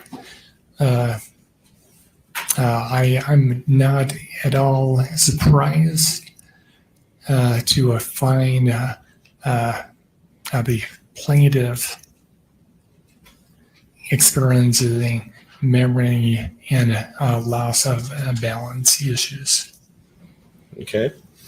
Did you review any of the MRIs taken of his brain in 2017 after the collision? Yes. And did those MRIs that you reviewed, did those show any sort of a worsening of this NPH? They commented on it. I don't know if the scan showed worsening. Okay. So you don't know one way or another if it worsened or not, but they did mention that that condition was present. Yes. And that NPH is a clinical diagnosis verified by radiology findings. But nobody had diagnosed his NPH before as having the triad that we talked about before. Correct? I did not see any mention. Yes. Okay. And you were asked a lot about plaintiff's medical conditions. We had a board up here. We had a whole list here. Did you read anywhere in the depositions that you reviewed that any of the laundry list of medical issues that the plaintiff may or may not have had before the event kept him from being a world traveler or on the go or even skiing that day? The fact that 3 weeks earlier, he said to his primary care physician, "I feel like I'm getting old." That is most likely based on, as you said it, that laundry list of conditions. There I was wondering why he used that taxing, phrase in the question. there- I was like, why would you call it a laundry list? no one condition is that problematic, but the complication of those various conditions do weigh on a person both physically and psychologically. Sure. But then if that is the case, doctor, how do you reviewed some of the daughter's depositions, as you said, how do you account for their accounts of what happened with their dad directly after the ski crash in 2016? I'm not going to make the claim that there was not a transient decrease of function up to 3 months. But beyond 3 months of time, what decline he had was more likely than not already the ball was already rolling. Okay.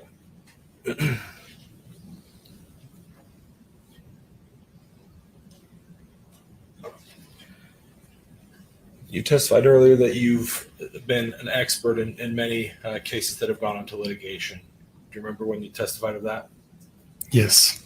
Have any of those cases been ski crash cases? No. Okay. So this is your first ski crash related expert testimony. Yes. Okay.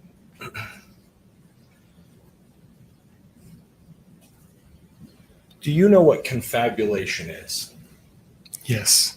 And what is that? Will you explain it for the jury, please? Confabulation means making information up. And it's not just lying per se, right? It's not just you're grabbing it out of thin air. There's a little bit more of a clinical definition for it. Isn't that correct? I don't know where you're going with this. Well, it's not just confabulation is an actual medical condition. It's not just creating lies, correct? It can be related to a medical condition, yes. Is it often seen in situations where people have had a brain injury? Yes. Okay. So inconsistent testimony by the plaintiff may be attributable to confabulation if his story is to be believed that he has a TBI. So to point that symptom, confabulation, to the brain, alleged brain injury, sure, it's possible, but plenty of other things could account for that symptom of a confabulation. Sure, but it is possible, as you just said, correct? Yes. Yeah, I think the commenter said cash grabulation. 2009 to the last scan that you saw, and I don't know when that was, probably the 2017 scan. Nice. Have you seen any of his symptoms, the symptomology that you reviewed earlier, getting progressively worse from an actual imaging standpoint? No, but we're talking about clinical diagnoses backed up, only backed up by imaging. Yes. Sure.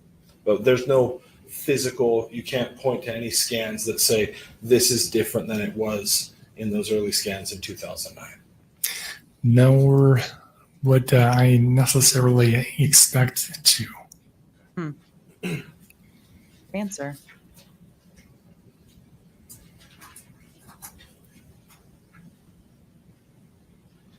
Do you know what the medical term discordant means?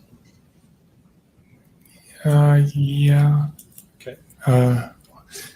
We don't often use that. Okay. And what does it mean? Well,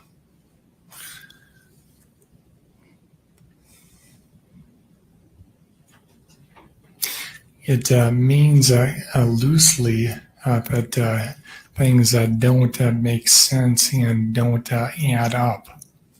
Okay.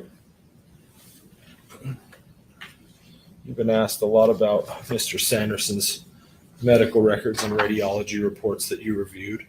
I'm going to show this first page of Plaintiff's Exhibit 6 to the jury. Do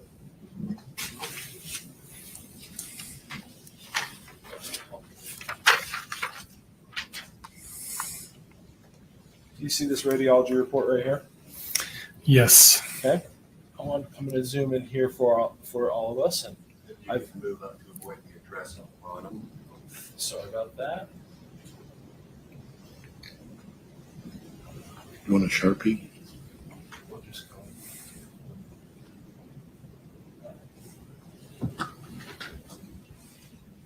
Do you read that? Come on, man. Why not paragraph have that this starts ready with ahead of the word time? Findings. Make sure you See have that? everything redacted. Make it smooth. Yes. Don't waste the jury's time. Don't Now, waste the will court's you just time. read that first sentence for us right there? Demonstration of a prominent ventricular system discordant with mild cerebral volume loss in sulcal prominence. Now, you have the degrees and I don't. So does that mean that the prominent ventricular system, the issue with that ventricular system that you described earlier, is discordant or not related to or different from the mild cerebral volume loss with sulcal prominence? Is that what that means? So I don't suppose to get into the brain of the neuroradiologist, but that is a valid conclusion. So that's my layman's approach of reading a medical record, and I recognize you have that, and I respect your position. But the medical records that you reviewed, discordant is usually used before describing this ventricular issue that you described earlier. Isn't that correct?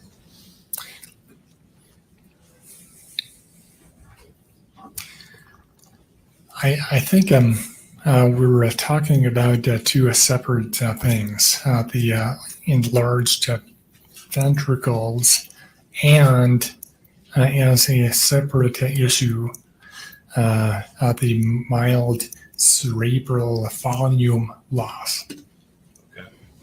Okay. And short of going well beyond both of our expertise and sounding more like an idiot than I'm sure I already do, I think we'll leave that one there. But these aging conditions that you describe, is it also within the possibility of medical certainty that you've offered your opinions that Terry Sanderson's condition could be in fact related to post-concussive symptoms? That is not what the medical literature shows, but so I would say much more likely than not. It is possible, correct? As far as anything is possible, yes. Okay. Thank you. Let me just check with co-counsel, and I think that's everything I have for you. What an excellent second direct examination. It was better than the first one. Yeah, these guys should not get up again.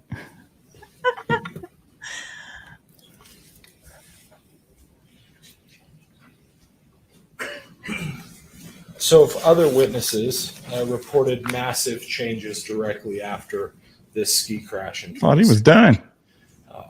would you also Again with attribute co-counsel those first. massive immediate changes to the aging process?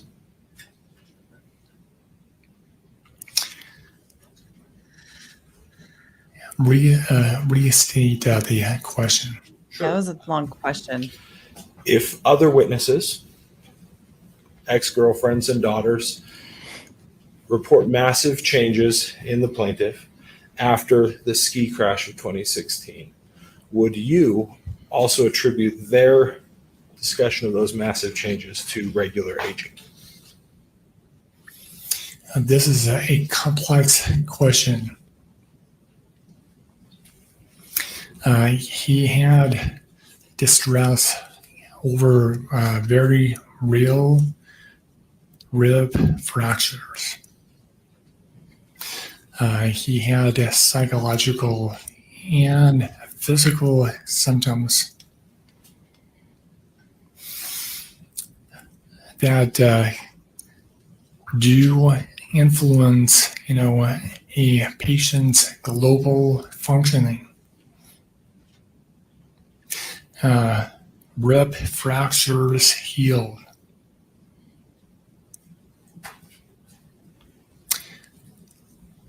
Bumps and bruises heal. What we're left with long term. So I I don't disagree with the fact that people around the plaintiffs said that there were big changes in his physical and psychological function immediately after the injury. But there was brain-related issues should have resolved within weeks to a few months. And what we're left with is a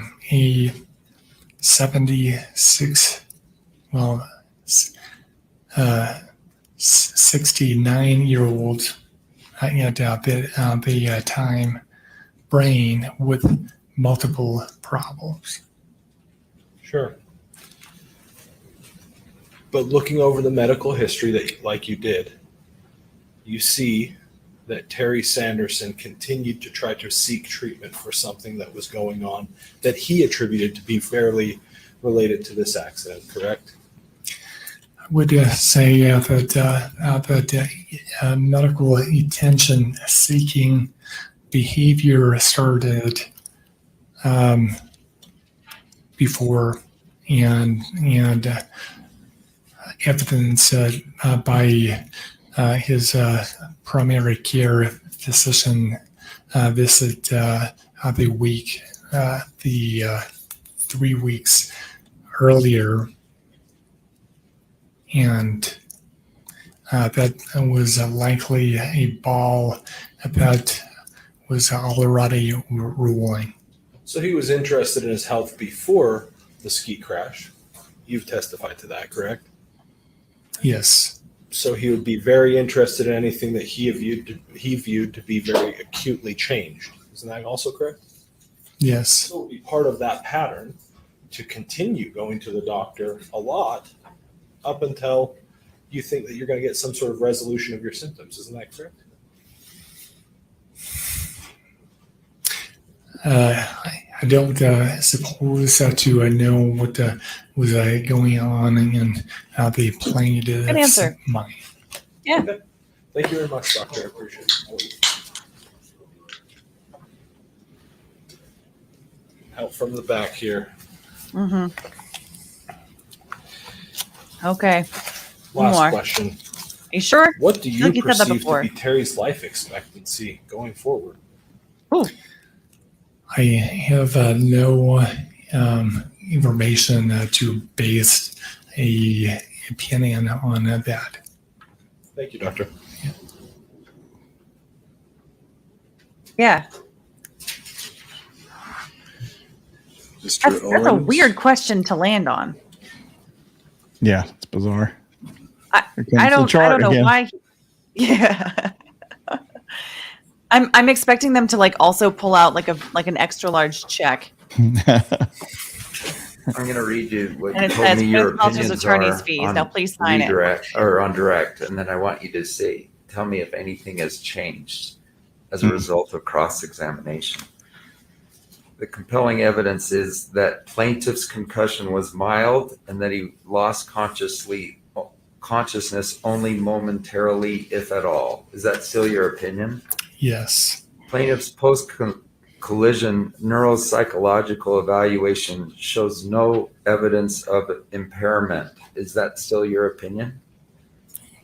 It is. None of the plaintiff's medical records support his claims that perceived symptoms of cognitive decline are related to the ski collision. At this point, yes.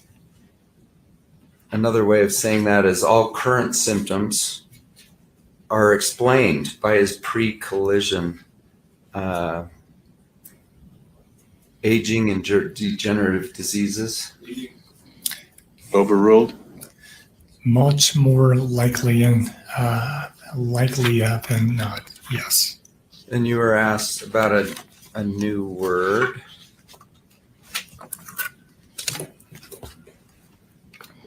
Confabulation, like lying. You were asked about that, right? Yes.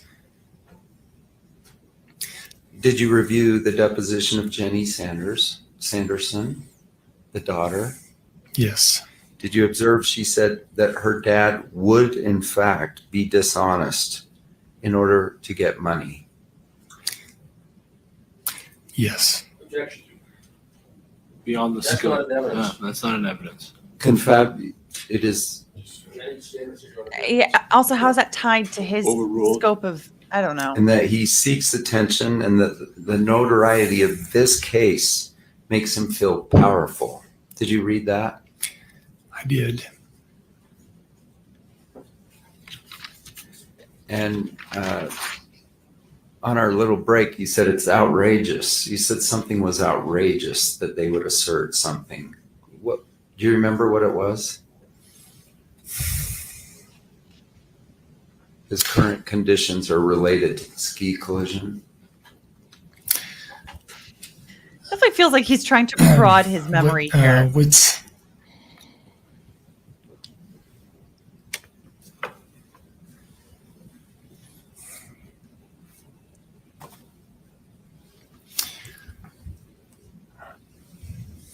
Am I throwing you?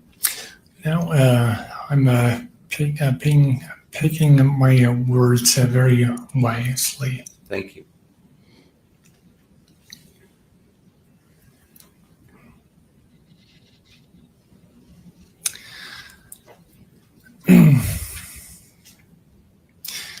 The neuropsych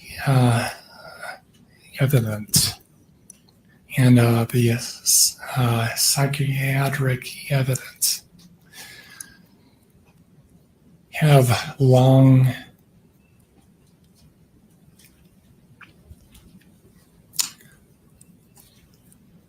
evidence to support that when a concussion like this alleged concussion lasts over months, there is a high concordance rate with the patient being involved in litigation and also media attention. Both Beyond the scope of his proffered testimony. Overruled. Was asked how he explained the post-accident. both of which are hyper real in this case. Dude. Whoa. Very real. Very real. What You is don't have to explain hyperreal, bro. Let it go. Yeah. So, Just let it land. so Yeah. it's just a colloquial term? for extremely, so extremely real. What do you mean extremely real? God. The factors of this litigation and the factors of the media attention around his concussion case. So what of those things is hyper real? What are they doing to him about his current symptomology? Well, so I think you should have stopped. I'm trying to Yeah, understand one his question too response, many. Sean. Overruled. It goes to the weight. You gotta dumb it down for me, please. I don't the think fact he can do that. that this is the first legal case that is ever televised in Utah Boom. makes it Oh. hyper real. It's like, look at this logo next to me. This is Law and Crime, baby. Yeah. What is that doing to him, those facts? First televised trial in Utah. I didn't know that. I'm just trying to understand his comment. Maybe you could go into a little bit more of the background behind this opinion. Yeah, I'm trying to understand the point you're making.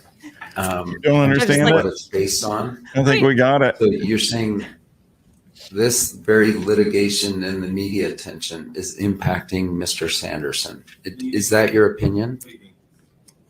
Overruled as a preface to the question. Yeah. Absolutely. Okay, Oh. and then how? So the litigation, so a lot of money is in play here. And how is that affecting Mr. Sanderson's symptoms? Foundation, Your Honor.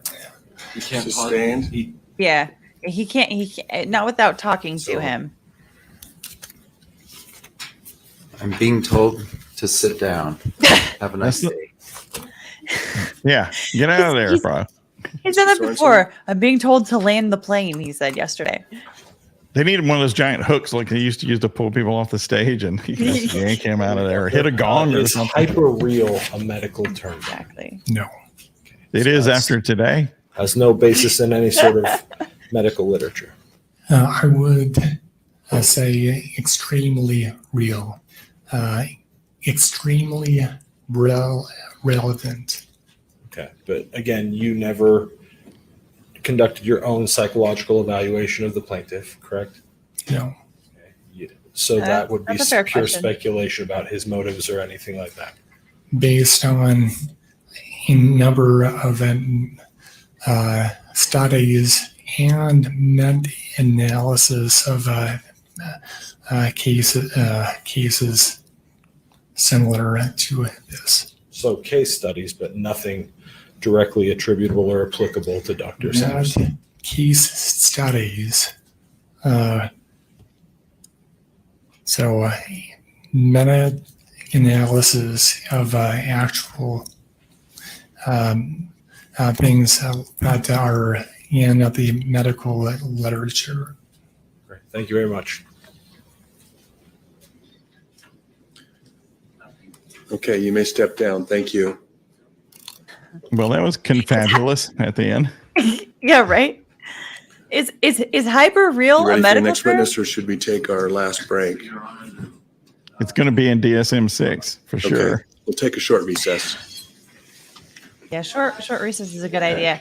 Well, I mean, so he kind of teased it earlier, I guess, in his testimony.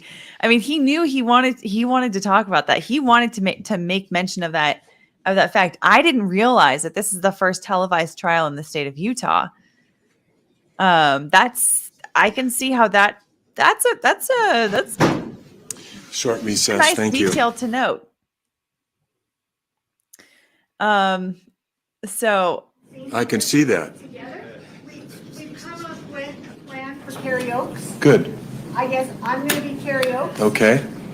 Oh, God. You're casting. Because there's only one additional question that was added by Wayne Owens, we're just gonna have the same lawyer read all of the questions and all respond as karaoke. So Noreen could do it. That's what I had asked. You good? Or Sure. Bob. I think it's nice to have both, of one member from each team. Nice. So I have the hard copy. Are there any objections? I don't think there are on the mark. Okay, I'll follow along if you'll Yeah. key me in on where you're at. If there's some like objection calls for speculation, I think we're good with everything. Okay, thank you. We're taking a short break before you begin. Your Honor, oh boy. Yes. one other thing on Dr. Richard Bain on rebuttal. Oh, they are going to bring him up on rebuttal. We don't know this yet, but we would like to propose that to hit Dr. Bain, and if it's okay with the court, that we have him testify at 9 or even 8:30, 8:45 Thursday morning for a very short rebuttal. Can we deal with this at 5? Let's do it at 5. Thank you. Well, it's hard for us to propose it if it's not approved. And You mean he's waiting for the word from you? well, That's part of it, Your Honor. He's yeah, trying to this week is schedule his wedding. He had an emergency medical procedure. Is his wedding? his His daughter's daughter's. wedding. Oh, okay. His daughter's Yeah. wedding. Kind of important He to had be an there. emergency medical procedure. We notified the opposing counsel about 3 or 4 months ago that he couldn't do his attend trial. And so, Well, I'm not sure when your rebuttal case is, but if that's when your rebuttal case is, that's fine. We can come a little early on Thursday. If that's not when you, deal with this at 5. Yeah, we can do I'm it. not in the zone. getting back to Carrie Oaks, the witness, how are you going to allocate the time between the parties? based on the time of the questions that they asked. Well, So apparently there's one question for the defense and the rest of it's for the plaintiff. So however that works out to be. Ours Same way was that about every 15 witness is minutes long. allocated. They proposed, I think, like a half an hour, 45 minutes of additional questions. We didn't call her. We didn't. You had designated her as a witness, and we only wanted 15 minutes. If you want to just let us do our 15 minutes. Then that's yours. Why don't we do this, counsel? Noreen has a comment in response to that. Yeah, so this is not going to take us 45 minutes to read the portions I've designated. So let's go ahead and change questioners depending on which side has asked for that question, and then I'll be able to keep track of the time. Oh, we didn't do that. They're going over the next witness testimony, Jointly. how they're going to do it. It's literally, Your Honor, I would say their time is probably 5 minutes of the 15 Total. minutes. Are you fine with 5 minutes? Okay, then 5 minutes of the time will go to the defense and the rest will go to the plaintiffs. So I wasn't they're, involved in theirs. All right, thank you. Abby Cook, they're trying to figure out, they're going to do a deposition, a video deposition next. And this is Carrie Oaks is the other ski instructor that was there that day with the kids, along with Eric Christensen, who was the first ski instructor that we talked to already, or that we heard from already. We didn't talk to him. We were just listening in. And so she was also there. And so most of her testimony, I guess, is going to be plaintiff side. And I guess technically she's a plaintiff's witness, which is even weirder because I thought we were on our last witness for the plaintiff was Terry Sanderson. So the flow of this trial is so weird. It boggles my mind, but I don't know. I don't know. Maybe it'll all work itself out. But so the reason why Carrie Oaks is important to plaintiff Reindeer is apparently what was it that she saw that was different from, oh gosh, they've teased it through other witnesses. They've mentioned that she saw something that was different than what Eric Christensen saw. There was some kind of a contradiction between the two of them. Oh, that's right. It was the mommy, watch me ski. That she testified that Moses had said that, which is interesting though, because she was a ski instructor for Apple, Gwyneth Paltrow's daughter, whereas Eric Christensen was the ski instructor for Moses. So it'll be interesting to see like what happens with all of that. But let's talk about that last bomb that was dropped with this last witness. I thought that they had stricken that from the record because it was like improper commentary for the expert to say like, you know, usually those symptoms are because of litigation and that kind of thing. Were you surprised to see that, Steve? Yeah. When he brought it back up, I thought, man, you were already shut down on this. He pulled the pin on that grenade and he finally got it to go off. I did think he dragged it on a little long, although the witness, you know, he carried it to the end, but that was a pretty good dunk by the witness. He was teed up for that. Yeah. I mean, you could tell that Owens was just like standing there like, let's bathe in this moment right now. I want the jury to just like sit in it, make sure that they absolutely hear it, but it would have been better if he had just like let it, just don't ask another question after that. Let it ring in the courtroom so that everybody is focused on that answer right there. And it made sense. I realized as he continued to sort of elaborate, like right after saying, it has to do with litigation, I realized that I guess that the reason why it was not allowed before was because they probably said that it was probably a relevance objection that kept it out, and that he probably said, well, I'm going to establish the foundation for why it is relevant, and then decided to just bring it up later on rebuttal instead, which is a fantastic place for that to be. Because landing on that one is great, rather than having that just kind of come up in the middle of the testimony and maybe get forgotten.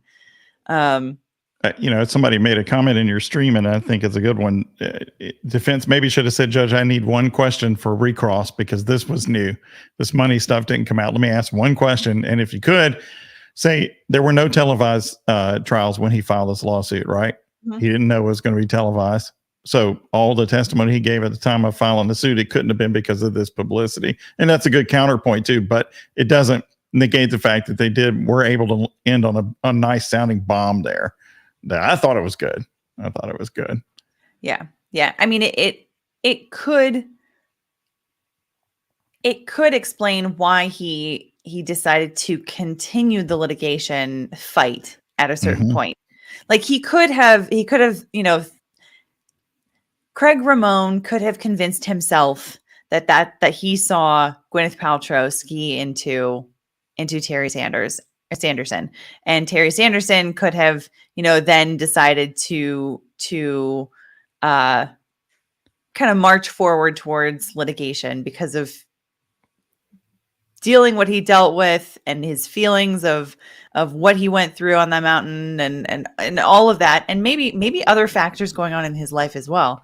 That there often will come a time in some litigation when you realize, you've got to be familiar with this, when you realize this case is not as good as I thought it was going to be. This is not as strong based on the facts. But when it comes to symptoms like this or purported symptoms like this, at a certain point, it's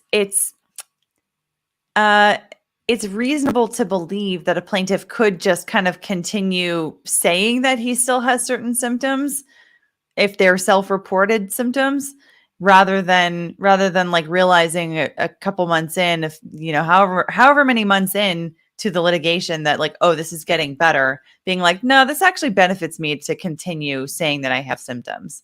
Yeah, I have absolutely seen on the plaintiff side and the defense side, people do not like to heal in the course of litigation because it cuts off the damages. They just don't. Mm-hmm. Not everybody, but it does. It absolutely happens that the symptoms prolong as the payout is awaited.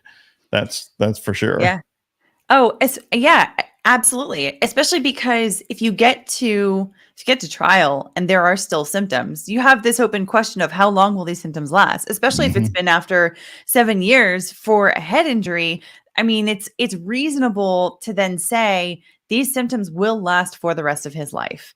So therefore, pay up for however many years, for all kinds of treatment. Now, it is interesting to note that he is a veteran, and so he has been getting his treatment through the VA hospital, the Veterans Administration Hospital, which is, it depends on which hospital you go to, which VA hospital you go to. Some are better than others. I'm most familiar with the one in Long Beach, California, not for medical treatment, but because of doing like legal clinics there, like pro bono legal clinics there. And I just remember like the admin just being so frustrating, just getting into the damn building because the parking was a mess. It just like, yeah. Anyway, I don't know anything about the quality of the care there though. But I know there have been some complaints with VA hospitals in the past with the VA system, but it is, generally speaking, free or close to free. Let's wait for the other side. So, but we don't know if that's going to continue for him because laws can change on veteran benefits and all kinds of things like that. And he may be able to claim that as damages, maybe with the government subrogating. I don't know how any of that works, or are they just not damages since the government paid for it? I don't know. I don't think I've done a VA thing like that, so that's interesting. Yeah. Would you like me to go get them? But that's why those future Yes, please. those Thank you. future symptoms would really come into play, because yeah. you can argue, we don't know if the VA is going to be free forever or mostly free forever. Like, we don't know if he's still going to be eligible to receive VA benefits in the future. So you can make that argument because it's true. Like, you know, Nikki Lewis, thanks so much for the super chat. Says, Owen said in the break, we discussed XYZ. Then expert went into the extra info regarding televised media, etc. Can expert witnesses confer during a recess? You mean, I think you mean like with the attorney? They're generally not supposed to. I don't know. I think some. What do you, Steve? Well, if they do, you can ask anything that was said, of course, back and forth. Yeah, on the record. And you know, the experts a lot of times sit in the courtroom when fact witnesses don't, so it's a little different with experts than it is a fact witness. Mr. Owens, right? But they shouldn't have normally do So that. we're thinking. I was going to say, like, I've never seen any about a half expert hour, talking to and then we're their trying to attorney figure out how to during a best use recess. that other half hour. Sure. One option is, well, here's the question. How strictly, we now have essentially one full day of evidence left. How strictly are you keeping us to like 4 hours each left? Strict. So when you run out of time, you're done. Okay, so, and I'm trying to be mindful of the jury. So depending how much time is left, then we'll call Terry Sanders back to the stage. Sanderson, bro. Pulpit. We talking tomorrow? No, if we have time before tonight. 5. Okay. You've got 1 hour. Right. Ready for the jury. I assume that you'll explain to the jury what we're doing. I will. Okay, thank you. Do you want to go ahead and take your seat? Yes. All right, guys. Sure. Do you want Steel yourselves. Death by swear me in? deposition. That you'll read? No, I think not. The lawyers will point out any errors in your reading. It's better than swearing at you. What page are we starting on? So we are starting. the funny thing. Okay.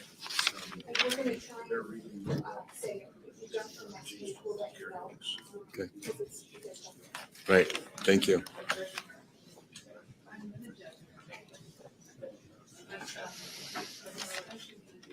Ultramarine 2, we don't know how much time each And side who's has doing left. the They haven't questioning, Ms. Abarama? specifically stated the minutes, but I'm pretty sure his clerk is tracking it. Yeah, this judge is very even-tempered and very soft-spoken, but he seems like he's pretty strict. Like when he says something, he means it. His deadline is hyper real. Exactly. Not a medical term. Use your deepest voice. I can do without the commentary. Don't make objections.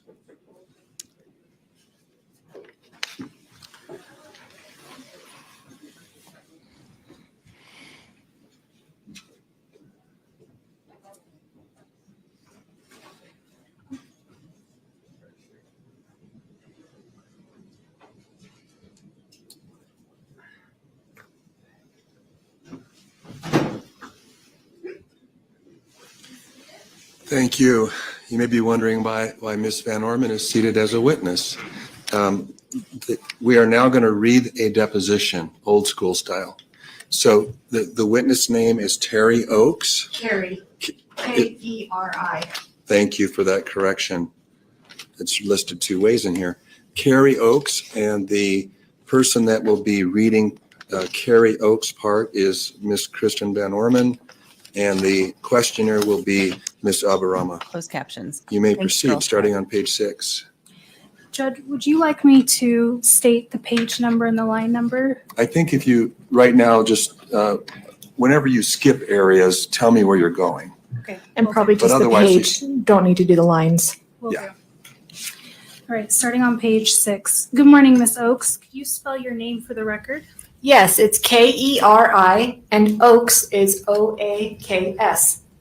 And do you know about what year you started working at Deer Valley? It's page 12, Your Honor. 1990. Actually, that was about that area, give or take a couple of years. Page 16. Okay, when we talk about the incident or the ski collision or the ski crash or similar words, let's just agree right now that we're talking about the incident that occurred on February 26, 2016, involving Gwyneth Paltrow and my client, Terry Sanderson. Is that clear? Yes. Okay, now I would like to go through some of the parties to this case. Do you know my client, Terry Sanderson? Not beyond seeing him on the hill that day. Okay, have you had any other contact with him prior to that or subsequent? Where I spoke with him or no? Okay, what about Gwyneth Paltrow? How long have you, or before this incident, do you know Gwyneth Paltrow? That may have been the first time that I skied with her family. I don't recall exactly how many days I skied with them. Page 18. Okay, 1 or 2 ski trips you've skied with Gwyneth Paltrow, correct? Correct. Sorry, if you could speak up. Correct. You don't actually Okay, have what to about speak up. Brad Falchuk? Do you know who he is? Yeah. Yes. Did you ski with him Blasted on my a ears. ski trip that involved this ski crash? In what capacity? I mean, She's did you meet becoming him? Carrie. Yes, we She's met owning him. the Yeah. character. Okay, and I understand you were teaching primarily one of the children with some of the children. Is that correct? Not his children.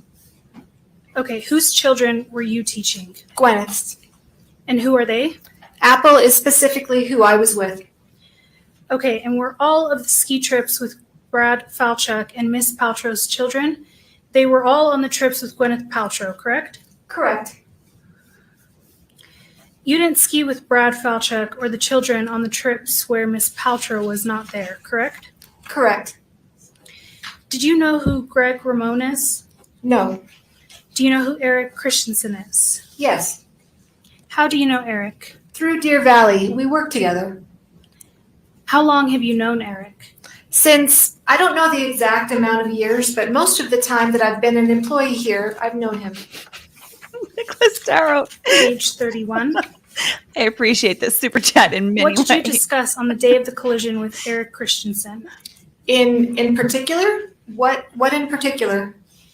Anything about the collision with Miss Paltrow and my client, Terry Sanderson? A relief that everybody was safe. And who was everybody? Everybody, meaning both people who collided. Miss Paltrow and Mr. Sanderson? Yes. Page 53. Sweet. So just before the ski collision, please describe what was happening. Had you all met at the top of Flagstaff Mountain, for example? Yes, we got off the chairlift, decided that we were going to go down to lunch, and Can I interrupt? When you say we got off the chairlift, who is we again? Just so we're clear. the we would have been Gwyneth, Apple, and I were on the chairlift. I believe that Eric was with Moses. Then we met up with Brad, and I cannot remember exactly where his kids and their instructors were. They may have been down already having the table for lunch, so we decided to go ski down Bandana to the Empire Lodge for lunch. Then as we started skiing down Bandana, it was not crowded at all. There was really nobody on the run. And Moses and Apple wanted their mom to watch them, wanted to do the side of the run, and she could see them ski. So we stopped to cross the run. The run was clear. There was nobody in front. It stands out in my mind because that's a rarity. Bandana was empty where we were, and so we had just crossed the run. And as I looked before we crossed the run uphill, there was really no one in sight, except farther up by a slow sign from where we were. And we crossed, made 2 turns, and then I heard the sound and looked over, and that's when I saw that they had collided, and we were both on the snow. What was the sound you heard? Just I heard her voice, and that's what caught my attention. So I want to just go back over this slowly. go to 56. Oh, sorry. You inserted a word inadvertently. I apologize. Then I heard the sound and looked over, and that's when saw that they had collided and were both on the snow. Academy Go Award ahead, winner just read Gwyneth the rest of the Paltrow pages. is the defendant. And what was the sound Just you want to heard? remind everyone. Just I heard her voice, and that's what caught my attention. So I just want to just go back over this slowly. You started skiing down Bandana without Apple and Moses, correct? Still on 55. Okay. You want to ask that one more time? Sure. So I want to just go back over this slowly. You started skiing down Bandana without Apple and Moses, correct? And Gwyneth and Eric, correct. And you said you crossed the run. Was that near the top of the run? Near the top of the run. When you say you crossed the run, does that mean you went skiers left? Yes, we were on skiers right, and then we had slowed down, or actually, I believe we might have even stopped enough that we were in a group. And then I looked uphill before we crossed, just to make sure it was safe. And then the kids and Eric and I crossed the run. To the left? To the left, to skiers left. And were Eric and you above Apple and Moses when you did this? He was behind. He was above hill, and I was more to the side and a little above hill. And then what happened after you started crossing to the left? We crossed to the left and started skiing down the side, and then we heard, after, as I said, 2, maybe 3 times, heard the sound of, it was more Gwyneth sounded surprised. It was like a surprise sound, and, we looked over, and they were both on the ground. When you started to cross to the left, did Miss Paltrow then go straight down to the right? Is that what she did? She stayed on the right, but she did not go straight. Were you able to see her while you were watching Apple and Moses? Yes, I was able to see her. How was she skiing? She skis small radius turns, consistent speed. At this point in time, it was slow because she wanted to be able to see the kids. They were not skiing fast because the kids are not fast. Was she then going to stop and look up, or was she going to look to the left? Do you know? She was not going to stop because we were skiing. That's totally speculative. Okay. How do you know what she was Is it going to your do? understanding Miss Paltrow was going to look to the left while she was skiing to her children skiing? No, I cannot say what she was going to do. They were in her sight, and the goal was to ski down to the lodge for lunch. When did the topic of Miss Paltrow watching her children come up? Watching her children ski. Excuse me. When did the topic of Miss Paltrow watching her children ski come up? It was, Mommy, watch me, and we want to go ski this, and so we took them to the side. It wasn't a detailed plan on how she was going to watch. It was just a plan to ski down to the lodge. Okay, and when Eric, Moses, Apple, and you started skiing to the left, was Miss Paltrow skiing on the right? Correct. She was skiing on the right. It's like 2 car Page GPS 68. systems talking to each other. Was Miss Paltrow agitated? When she was first getting up, because she was very surprised and shocked, because that was her comment, was that he hit her. What was her comment? Her comment was that she was hit and was frustrated. But then as she got up and she checked on him. He checked on her. Everybody was quite calm. Nobody was agitated or yelling. When did she ski off, Miss Paltrow? I don't recall exactly. I believe she was there for most of the time. And yeah, she was there for most of the time. I think that when it was verbalized that everybody was okay, Mr. Sanderson verbalized to us that he was okay. He was fine. And that was his response to her checking. We checked. Ski Patrol checked. And so then at that point in time, that's when we said, okay, let's start. We can start dispersing because everyone expressed and we were acting as if they were just fine. It was just a collision, no harm, no foul. And earlier you mentioned that Mr. Sanderson got up. Do you recall anyone helping him get up? We were there, both Eric and I were there to help him. I don't recall that he he didn't need us to lift him off the snow. I don't recall needing to give much assistance, but we were there for both parties to help them both and make sure they were both okay to our abilities and then assess him. From then, we would assess if there was the need for ski patrol to be called, but they happened to ski by and check themselves. Page 71. And why didn't you write an incident report that day? Because nobody, to our knowledge, nobody was hurt. Everybody left the scene on their own volition and everybody was able to leave. And it was, again, like just any other incident where people, got tangled up and everybody was okay and everybody left. And so. Page 82. Did Gwyneth Paltrow say she didn't see Terry Sanderson before the collision? She did not use that. I mean, he wasn't in front of her, so he was not in front of her, but she didn't use that phrase. She said, he hit me. You're assuming she was in front of him, correct? I saw that there was nobody in front of her when we were skiing, and so that's not an assumption. There was nobody on the hill with us in our immediate vicinity. Page 106. It's pretty good for Paltrow. Miss Oakes, just before the collision, Gwyneth Paltrow's children, Moses and Apple, wanted her to watch them skiing, correct? Yes, we were skiing together down the final run down to lunch. Miss Paltrow was skiing down to the right, looking up at her children to see them skiing, correct? She was skiing down on the right side. Her children were in her periphery. Can you orient me one more time to what page we're on? Sure, now we're on page 107, starting on line 14. So she was looking over at the kids to see them ski. I can't say exactly where she was looking. They were in her periphery. She could see them while looking ahead to ski. Yes, so Miss that doesn't Paltrow say what was they said it was going to distracted, say. looking at her children while she was skiing just before the collision. I would not say, well, I can't say that she was distracted. Was Miss Paltrow looking at her kids while she was skiing down Bandana Run? When I saw her, she was looking ahead at the run in front of her. Was she also looking at her children skiing? I did not see her looking at her children. So Miss Paltrow was distracted when the collision occurred, looking at her children, correct? She's not looking at her children when I saw her. She was looking ahead, skiing down. Where did they get this idea? So she on the wasn't previous watching her slide? children. Is that what you're saying? Yeah, I didn't. They were in her periphery.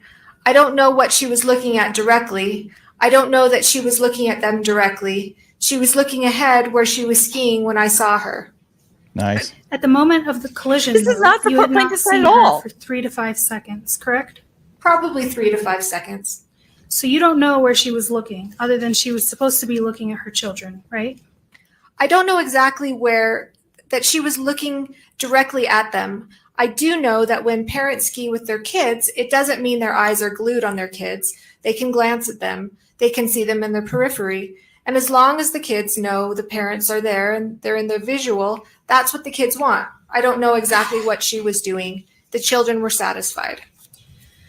Moses and Apple wanted their mother, Gwyneth Paltrow, to watch them ski down Bandana, correct? That's what they had said. Watch us ski this, Mom. Okay, that was the conversation. Page 111. Okay, and then maybe you already answered this, but in that, when you last saw Miss Paltrow, the 3 to 5 seconds before the scream, did you observe whether there was anyone below her on the ski hill? I observed that the area in the front of her was empty. Wow. Wow. I think that's it. 111. Well, okay. That wasn't what I thought from karaoke. No. Thank you. Holy cow. The plaintiff's side, like every time they would bring up Carrie Oakes, You may. they Right. haha, subject to recall. No, like every time Mr. Owens, you may they call your next witness. Could we have a quick bench conference here? Yes. every single time they referred to her, they were like, yeah. She totally observed Moses like waving down his mom saying, "Mommy, look at me." but they completely ignored the rest of her testimony where she says, I'm not really sure where she was looking. I never observed her looking at her children. I always, anytime I saw her, I observed her looking down the hill at where she was going. So this is such a nothing burger for the plaintiff side. I was thinking that this was like this huge contradiction from what Eric Christensen, the other ski instructor, was saying, but it doesn't contradict it at all. Well, and she said that she looked at the coast was clear in front of her herself. She had an independent view of that. Yes. And arguably, I mean, she said that she was on the left side with the kids. Gwyneth Paltrow was on the other side, on the right side. So she could have had like a pretty good view of what was going on in front of Gwyneth, because she just had a pretty good, probably unobstructed view. So, oh man. I mean, unless like this would be the only way that Carrie's testimony would be supportive of Terry's side, is if he somehow like zipped right in front of Gwyneth Paltrow, and then she like turned and then hit him, like somehow got faster, like, because in order to do that, he would have to pass her. He would be going faster than her. So then he slows down and she speeds up and then she collides with him. Like, that doesn't make any sense. Yeah, I don't know. To me, the blind guy with a brain injury and prior crashes and stuff may be more likely to be the one to hit her than her. Yeah. Because if they're going to say a momentary glance over at your kids is enough for you to be reckless or whatever, then what is he doing out there? I mean, he hasn't had a good vision even. So it's crazy. That was not a good witness for plaintiff at all. And they were the ones that were, most of that testimony was for them. That was the crazy part. That was wild. That was one of his attorneys playing the witness, right? Yeah. Yeah. She should have done a wink or something like that. I mean, she was much more animated than I was allowed to be by any stretch of the imagination during my one time of reading deposition testimony into the record for the jury. Well, she made the witness sound very credible. Like she was giving those answers with confidence. Oh no, she wasn't looking at her kids. What the hell are you talking about? That's crazy. Actually, and she's his lawyer. You're so right. Oh my God. Yes. Now they also have, the jury has now also just seen opposing counsel, the plaintiff's counsel saying, Gwyneth Paltrow, I didn't see her looking over at her kids. I only saw her. And also I didn't see anybody in front of her. Oh my goodness. And she was selling that performance too. She made Carrie Oakes sound very credible to me. Like, she had a lot of confidence in her voice. That was a terrible decision I don't think they thought that through to have. I think that she just wanted, she wanted a chance to be in the spotlight. She's had this vibe, this attorney. She was the one that did the direct examination for Gwyneth Paltrow. And she had a lot of, it was a little strange. It was a little strange, the vibe with her questioning of Gwyneth Paltrow. She seemed like she was like excited to talk to a celebrity, excited to be on camera. I think this was her first like direct or cross examination in the trial too. Wow. I just that was not good. So I have a feeling that she was itching to be up there, but I don't think they thought about the implications of how it looked hearing those words come out of plaintiff's counsel.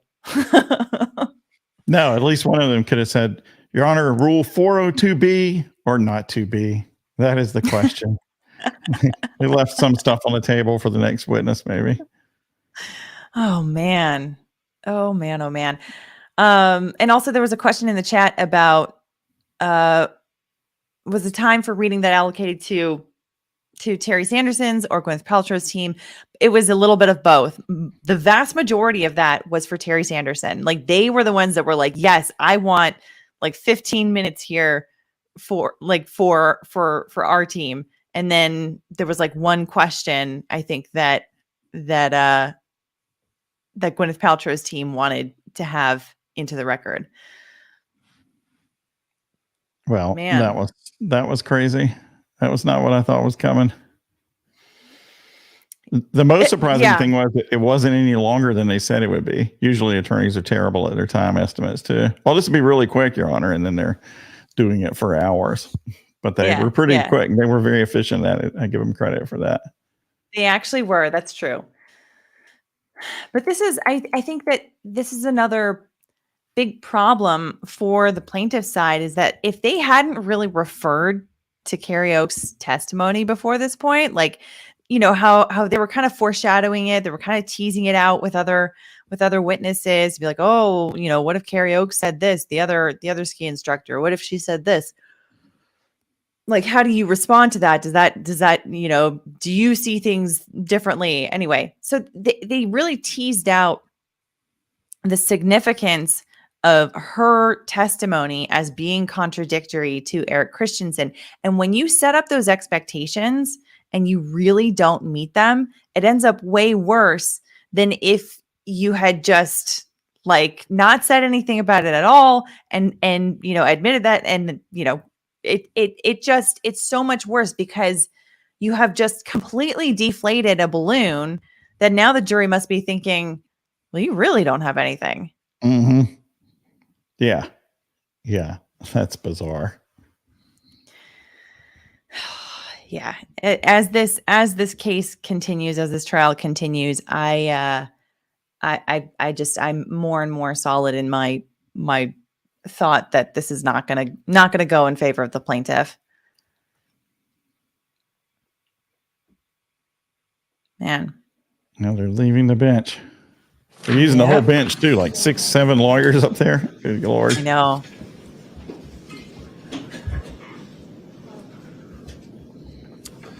Okay, the parties have stipulated a fact, and it looks like it will save us some time. Nice. Mr. Brad Falchuk, who may or may not testify later, depending on how much time there is left in the case, the parties have stipulated that he would testify were he to be called as a witness, that he did not see the accident. Okay. Is that correct from the plaintiffs? Yes. From the defense? Did the court correctly? I believe so. Okay. He may or may not be called if there is time. Thank you. All right, thank you. And so we'll now move to the defendants have a deposition to read. Yes, we're going to try to get to two kids' depositions. Oh no. Are we reading the entire deposition or marked No, parts? the marked version, Moses. So Let's- we're going to have Let's have plaintiff's attorney read Apple's testimony Yeah. too. So Peter will read I have a Moses. marked copy. I don't think I have a marked copy. Well, I'm going to take off for dinner. Okay. At Well, thank this you point, so much for hanging out. Thank you for having me on. This is going to be interesting stuff here. And Yeah, I'll absolutely. at least see if I catch up this evening. If anything crazy happens, I'll watch the rest of your stream later on.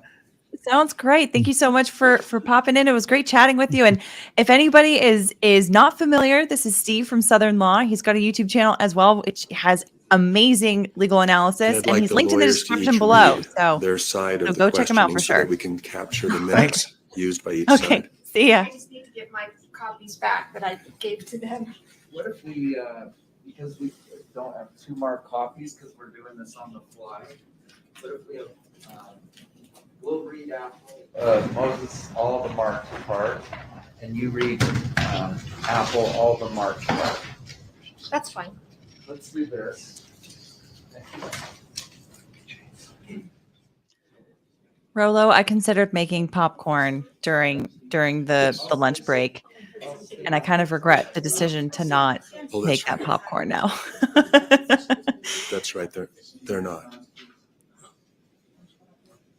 Actually, we're going to share a copy. You know what? You better keep it. Yeah. Just in case. Okay, this is kind of weird, but I'm the questioner and you're Moses. Correct. So this Do you time, recall how old you are at the time? You need to start. tell us what pages though, please. Thank you. Page 7. Just make sure that's what you're saying. Yes, page 7. Line 22. Do you recall how old you were at the time? 9. Okay, I'm turning the page. I need to clarify that.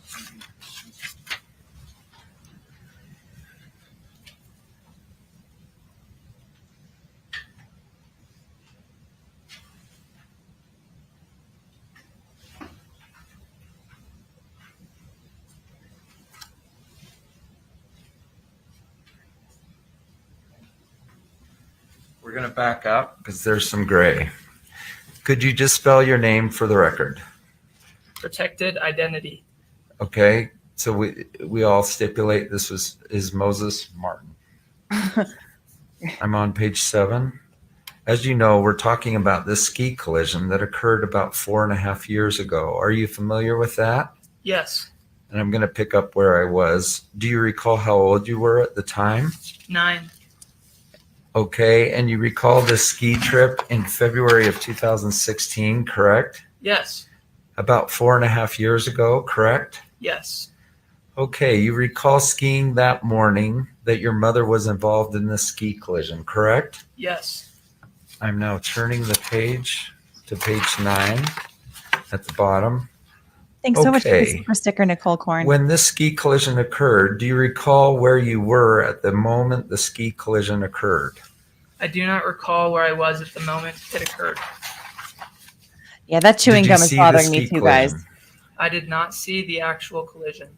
Okay, so let's just start maybe at the beginning of the run. You got off a chairlift, correct? Yes, And the run is called Bandana. Are you familiar with the Bandana Run? yes, Okay, at the time of the collision, did you, or just before the collision occurred, you were skiing from the top, is that correct? yes. And who were you skiing with? From what I recall, my instructor, Eric. KWMY Upstate. Page 11, line 22. Hey, And you were guys, skiing this with person's Eric natural as your voice, ski I don't instructor wanna- just before the collision, correct? Yes. I don't want And to do you comment recall on that. who else I'm was assuming skiing this with is you at this that person's natural time? voice. No. Was your sister AM, meaning Apple, nearby? Yes. Do you know where she was in relation to you on the hill? No.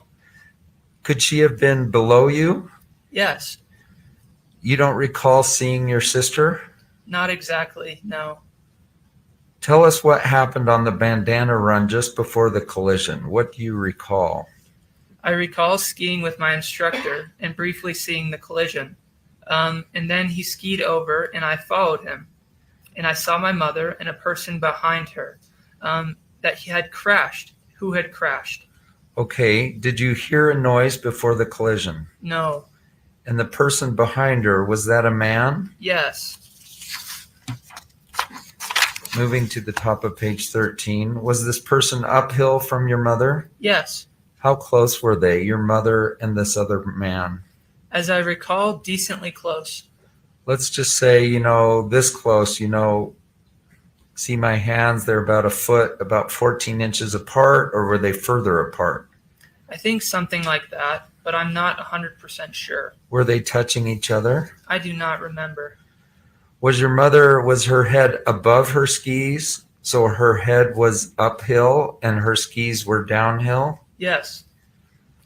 And the man that was nearby her, where his head where was his head in relation to hers or to his body? Was his head uphill or downhill? Uphill. So I'm just going to go back a little bit. So when did you first realize your mom was involved in a collision? How did you realize that? I realized the equipment that she was wearing because I know that she wears what she wears when she skis. And then I realized that it was my mom. So I was standing around. I realized that it was my mother. And did you hear a noise that told you there was something going on, a commotion or anything? When I skied over, I heard my mom yelling at the guy. What was she saying? She was saying something along the lines of, "What the F word? You just ran into me." And anything else I'm that you assuming recall that's at the that exact moment? reading No. of what Was he she quoted. standing up when she said that? I do not fully remember, but I believe she was on the ground lying down. Okay, did she get up by herself? I do not remember. I'm just going to go back in slow motion to, let's say, 3 seconds before this collision occurred. You were skiing with Eric. If you're facing downward, skier's left is on the left side and skier's right is on the right side. Do you know which side you were on the hill just before this collision occurred? I was on the left side. Do you know how far on the left you were? No, Do you think that, but farish. okay, were you closer to the left edge of the ski hill? I believe so, yes. And do you recall anyone else on the hill at that moment? I do not remember. Were there other skiers on the hill? Yes, About how many? I'm not sure. And so what made you ski over to your mother? Did someone tell you? I was following my instructor, but I did not know what was going on. So you followed your instructor over to where your mother and this other man were lying down, correct? Yes, That scene, your mother and this man laying down, what else do you recall? I recall skiing over, seeing a few people around them. I remember my instructor seeing what was happening. And then I remember my mom on the ground downhill of the man that was uphill from her. And I recall that they were both on the ground at the time that I skied over. About how far away do you think they were? I do not recall. About a foot, maybe. I'm asking how far apart your mother and the man were when you skied over there. I'd say a foot, maybe more. Were they touching? I do not remember. And do you remember your mother getting up? Yes, but not for a while. Okay, how long was a while? 5 or 10 seconds? I'd say 2 minutes, maybe. And how did she get up? I do not remember. Did she get up by herself? I do not remember. Did someone help her? I do not remember. Do you recall a large man next to the ski collision location? I do not remember. You said there were some other people there. What do you remember? I remember seeing a few people, not a lot, but maybe 3 people, including my instructor. So there was your mother, the man that was involved in the collision, and then there was your instructor. Were there any other people? I believe so. How many other people do you think? I do not recall. Was there 1 or 2 or 3 or 4 maybe? I do not recall. And then what did you do after you skied down to your mother? I stood there wondering what was going on, and then I believe that afterwards we went to eat lunch. I remember it. And who is we? As I remember, it was being me and my instructor, and I'm not sure whether my mother came down afterwards or with us.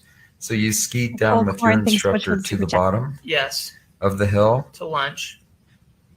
So you skied down the hill with your instructor, Eric Christensen? Yes, Anyone else ski down with you? I do not remember. Just before the collision, your sister was somewhere in the area skiing with you? I believe so. Anyone else in the area? I don't remember. Do you recall Apple's ski instructor? No, Do you recall her being present, the ski instructor for Apple? I don't remember.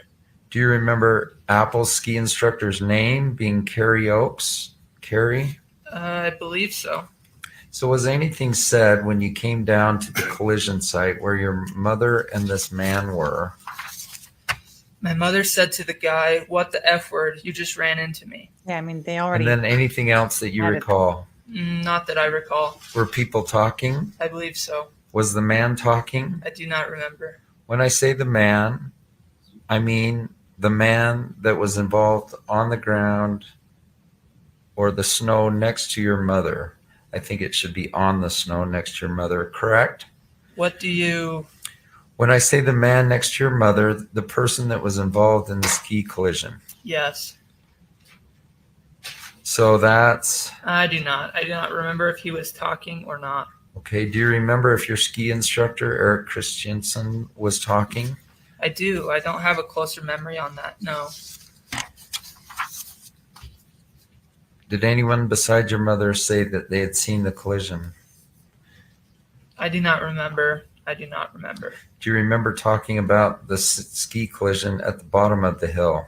Vaguely. What do you recall? My mother saying that she got hit or ran into.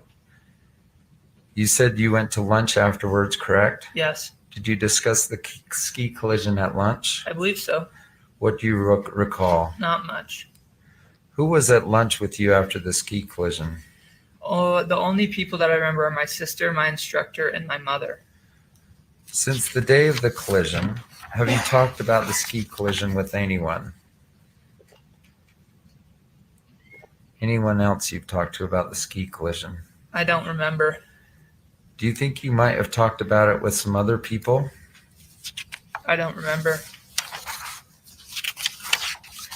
I'm now on page 25.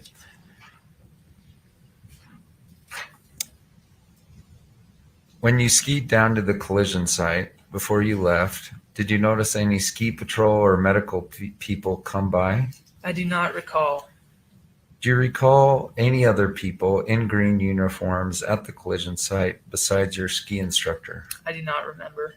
Before the ski collision, do you recall saying something to the effect of, "Hey, watch me ski"? No. Have you ever said something like that? No. After the collision, this is bottom of page 26. After the collision, when you were watching your mom and this man on the ground, did Eric appear angry at all? Not at all. Was he yelling, raising his voice, shouting, anything along those lines? No, not at all.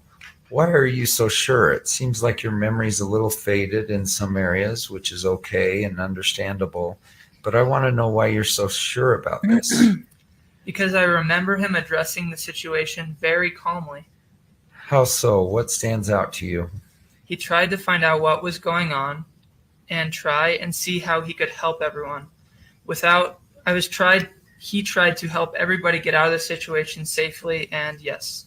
Do you remember anything specifically he said? Not specifically.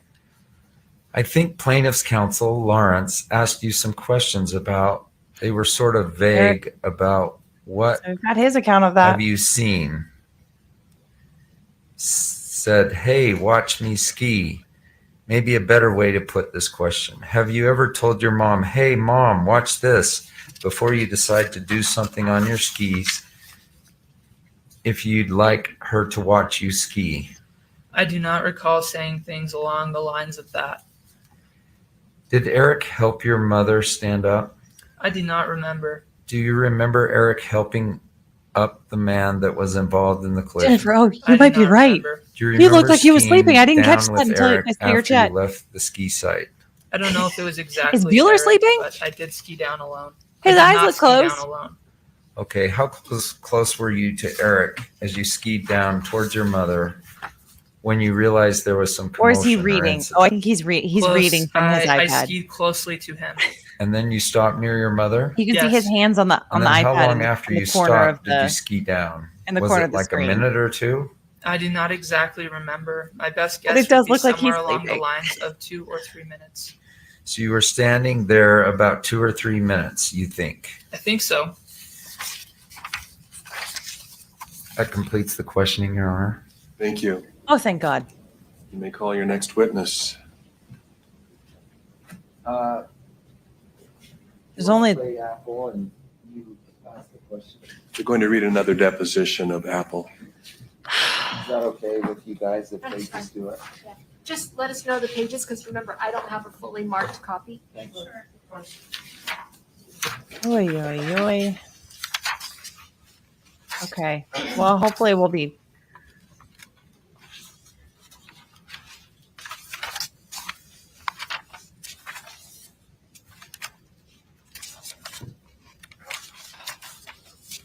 Yeah, I hope he spit out his gum in between, because that is. Can you just? I spell know of your a name lot of first, judges that would please? yell at someone. Oh, for that. sorry. Page Oh, no. 11. He still line has the 13. gum. Protected identity. And your last name? Protected identity. Okay, you understand that this is a lawsuit involving a ski collision at Deer Valley on February 26th, 2016. Are you aware? Yes. Microphone more toward the center of the two of you. Thank you. Sure. Okay, page 12, line 3. Okay, and do you recall this event back in February 26th, 2016? Yes. Okay, how old were you back in 2016? Were you 11. No, 12. about 11 or 12? Yeah. Yes. Okay, what was your skiing ability at the time? Intermediate. Beginner. Okay. Somewhere in between. About how many times have you skied approximately for this date in February of 2016? 4 times. Page 15, line 10. Okay, and do you remember your ski instructors on that trip? Yes, we had Carrie, Preston, and then my brother's instructor, who I can't remember the name of, and one more female instructor that I also cannot remember the name of. Nicholas, thanks so much for the super Page chat. 16, That sounds wild. line 7. Okay, that morning, do you remember skiing with which instructor? Carrie. Okay, and your brother was skiing with another male instructor, I think you said, correct? Yes. I'll just represent to you that his name is probably Eric Christensen. Does that refresh your memory? Yes. 17, first line. Okay, so do you recall that the morning of February 26, 2016, when you were skiing with Eric and Moses and Yes. Carrie, where had you been skiing that morning before the incident with my client? We were on the mountain at the hotel and that we were at. It was a ski in, ski out type of thing. We were mainly on the greens and blues. Do you know about how many runs you had skied before the incident? 5 or 6, I'd say. And were you skiing with Carrie that whole time? Yes. Was your mother skiing with you at the same time? Yes. Did your mother ever ski different runs when you were skiing with Carrie? I don't remember. Okay, your brother Moses, about what level is he as a skier? Beginner. Okay, now I'd like to go to the bottom before the ski collision that's subject of this case, okay? Okay. So you were at the top of the ski hill, and I believe the run is Bandana. Do you recall the name of the run? Yes, it was Bandana. And Still why prefer do you the know name it was named Banana Run. Bandana? It was our favorite run. Page 19. And you remembered the ski run because it's your favorite run, correct? It was, yes. And it was also the run you go down to the hotel you were staying at. Yes. Okay, next I'm going to ask you what you recall happening on that run. But before, do you recall this ski collision? I did not see it, but I recall the events following it. Okay, well, what was going on during the time just before the ski collision? We were on our way to lunch at the lodge. And who were you with? I was with my instructor, my brother, my stepfather, my mother, my step-siblings, and their instructors. But we were all a bit scattered on the run, so some of us were in front, others were trailing behind a bit more. And who was with your group? I was ahead with my instructor, my stepsister, and her instructor. Was Brad Falchuk with you? No. Sorry, that's page 20. So just to clarify, at the time of the collision, there was you, Carrie Oakes, your ski instructor. There was IF, and then there was IF's instructor, who we don't know whose name yet. And then there was also your brother's instructor, Eric Christensen. And then there was your brother, Moses, correct? Yes, but I was not with Moses and Eric. They were a little up the run. I was closer to the lodge at the time. 21. About how far away were you from your brother Moses, as you recall, just before the collision? I would say I don't really know how to say it. I was further down the run. They were in the middle of the run. I was towards the end with my stepsister. I was not with Moses or my mother. And did you know when the collision occurred? Not the exact time, no. Did you hear something before the collision? I don't remember. Did you hear a scream? I did hear some commotion, but I was further down, so I decided to continue to go down to the lodge. Okay, so when you heard the commotion, is that what you think is the collision? Yes. And when you heard that commotion, did you look anywhere? I don't remember. Did you see your mother after you heard the commotion? Again, I don't remember. So I'd like to know just the couple seconds before the collision and then the couple of seconds after the collision. So only about 5 seconds of time. So you heard something, a commotion, right? Yes. And then did you see anything? I don't recall if I had seen anything or not. I think that I did, but I don't remember. Okay. And when you heard that commotion, you're with Carrie Oakes, your ski instructor, right? Yes. And where was she in relation to you? Was she above you or below you? I believe she would have been in front of me. That is usually how we skied. She would lead me. We're on 23 now. Okay, so the 5 seconds around the commotion that you believe was the collision, you were with Carrie Oakes and IF, and then the 3 seconds afterwards, what did you do at that point? We continued to ski down to lunch. And did you know at that time that there was a ski collision? No. When did you first learn that there was a ski collision? When my mom had arrived at lunch after we had gotten there, about 5 minutes after. And how did you learn about the ski collision? My mom told me. She told us what happened. What did she say? She said she came in and I noticed that she looked a bit shocked, and I asked what had happened, and she said, "This a-hole ran into me. He ran right into my back." And I remember she did this motion saying that he ran into her back, and they both went down. But I remembered that's what she said. Yeah, 24. no, thanks for the So let's super go back chat. to the moment of the collision or the commotion. You heard the commotion. You didn't see the collision, but you continued to How ski good down. a life she has, I guess. Did Carrie Oakes ski with you? I believe so, yes. And she skied with you down to the bottom. Down to where we were eating, yes.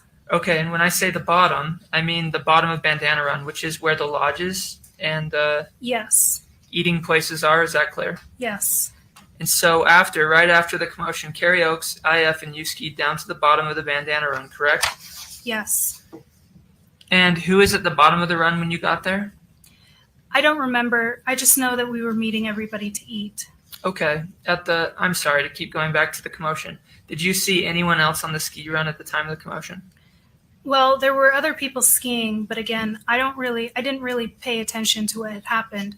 I just heard some sort of screaming going on above me, but I continued to ski down, and I don't remember if I turned around or not. Okay. Did you recognize the screaming? Whose voice was it? It sounded like a woman, but we were so far down. Now Bueller does look like he's I sleeping. couldn't really put anything to it. It wasn't very clear. Okay. How soon after you got to the bottom did your mother arrive? I would say 5 to 10 minutes. So you were waiting for her at the bottom? Yes. And what about Brad Falchuk? Was he with your mother when he arrived at the bottom? I believe so. Did he arrive sooner than she did? I don't remember. Well, I'd like to go back to the commotion and just let you continue and tell us, to the best of your memory, what happened. So you heard the commotion, and then what happened? And then we continued to ski down, and we got to where we were eating lunch. We started to take off our gear and then sat down. And then shortly after, my mother, Brad Falchuk, my brother, I can't remember if my stepbrother was there or not, but everybody else followed in after I had arrived. And who is everybody else? To the best of my ability, I'm pretty sure it would have been my mother, my little brother Moses, Brad Falchuk. I would say 1 or 2 more instructors, and my stepbrother BF. Okay, do you recall which ski instructors were there? Again, I remember Carrie, my instructor, Preston, who skied with BF and IF, Eric, and I believe that there was one more female instructor, but I can't fully recall. Okay. Do you recall anyone else besides the people you've mentioned at the side of the commotion? No. We're on 27. So when you're at having lunch, was the ski collision discussed at lunch? Yes. And what do you recall about that discussion? My mom was explaining what had happened, saying that a man ran into her back and they both went down. And she was in a state of shock. And she decided after that she was not going to ski for the rest of the day, which she never does. She always stays on. But she decided to get off because she was in shock and she was in a bit of pain. Did Carrie Oakes say anything? I believe there was a conversation between them. I don't recall what it was about, but it was probably about my mom getting off the mountain. Okay. Do you recall anything else? I recall getting back onto the mountain for a couple more runs, and then I got off the mountain, and I think that my mom was getting a massage. Okay. When you got back on the mountain after lunch, who were you skiing with? I was skiing with Carrie. Anyone else? I don't remember. Maybe my stepsister? Do you recall skiing with MM? I Moses? I don't remember. Okay. Were you concerned about your mother at the time? Yes. What was your concern? Well, I never see her really like shaken up like that. And she was very clearly visibly upset, and she had some sort of pain.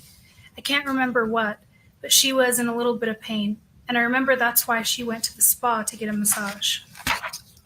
Did you discuss the ski collision with anyone after you left lunch? I think that my step siblings and my brother and I, we talked about it because my brother was closer to the collision. And he had also said that he skied into her back. And they like both went down together. This is Moses. Can you tell us more specifically what Moses said?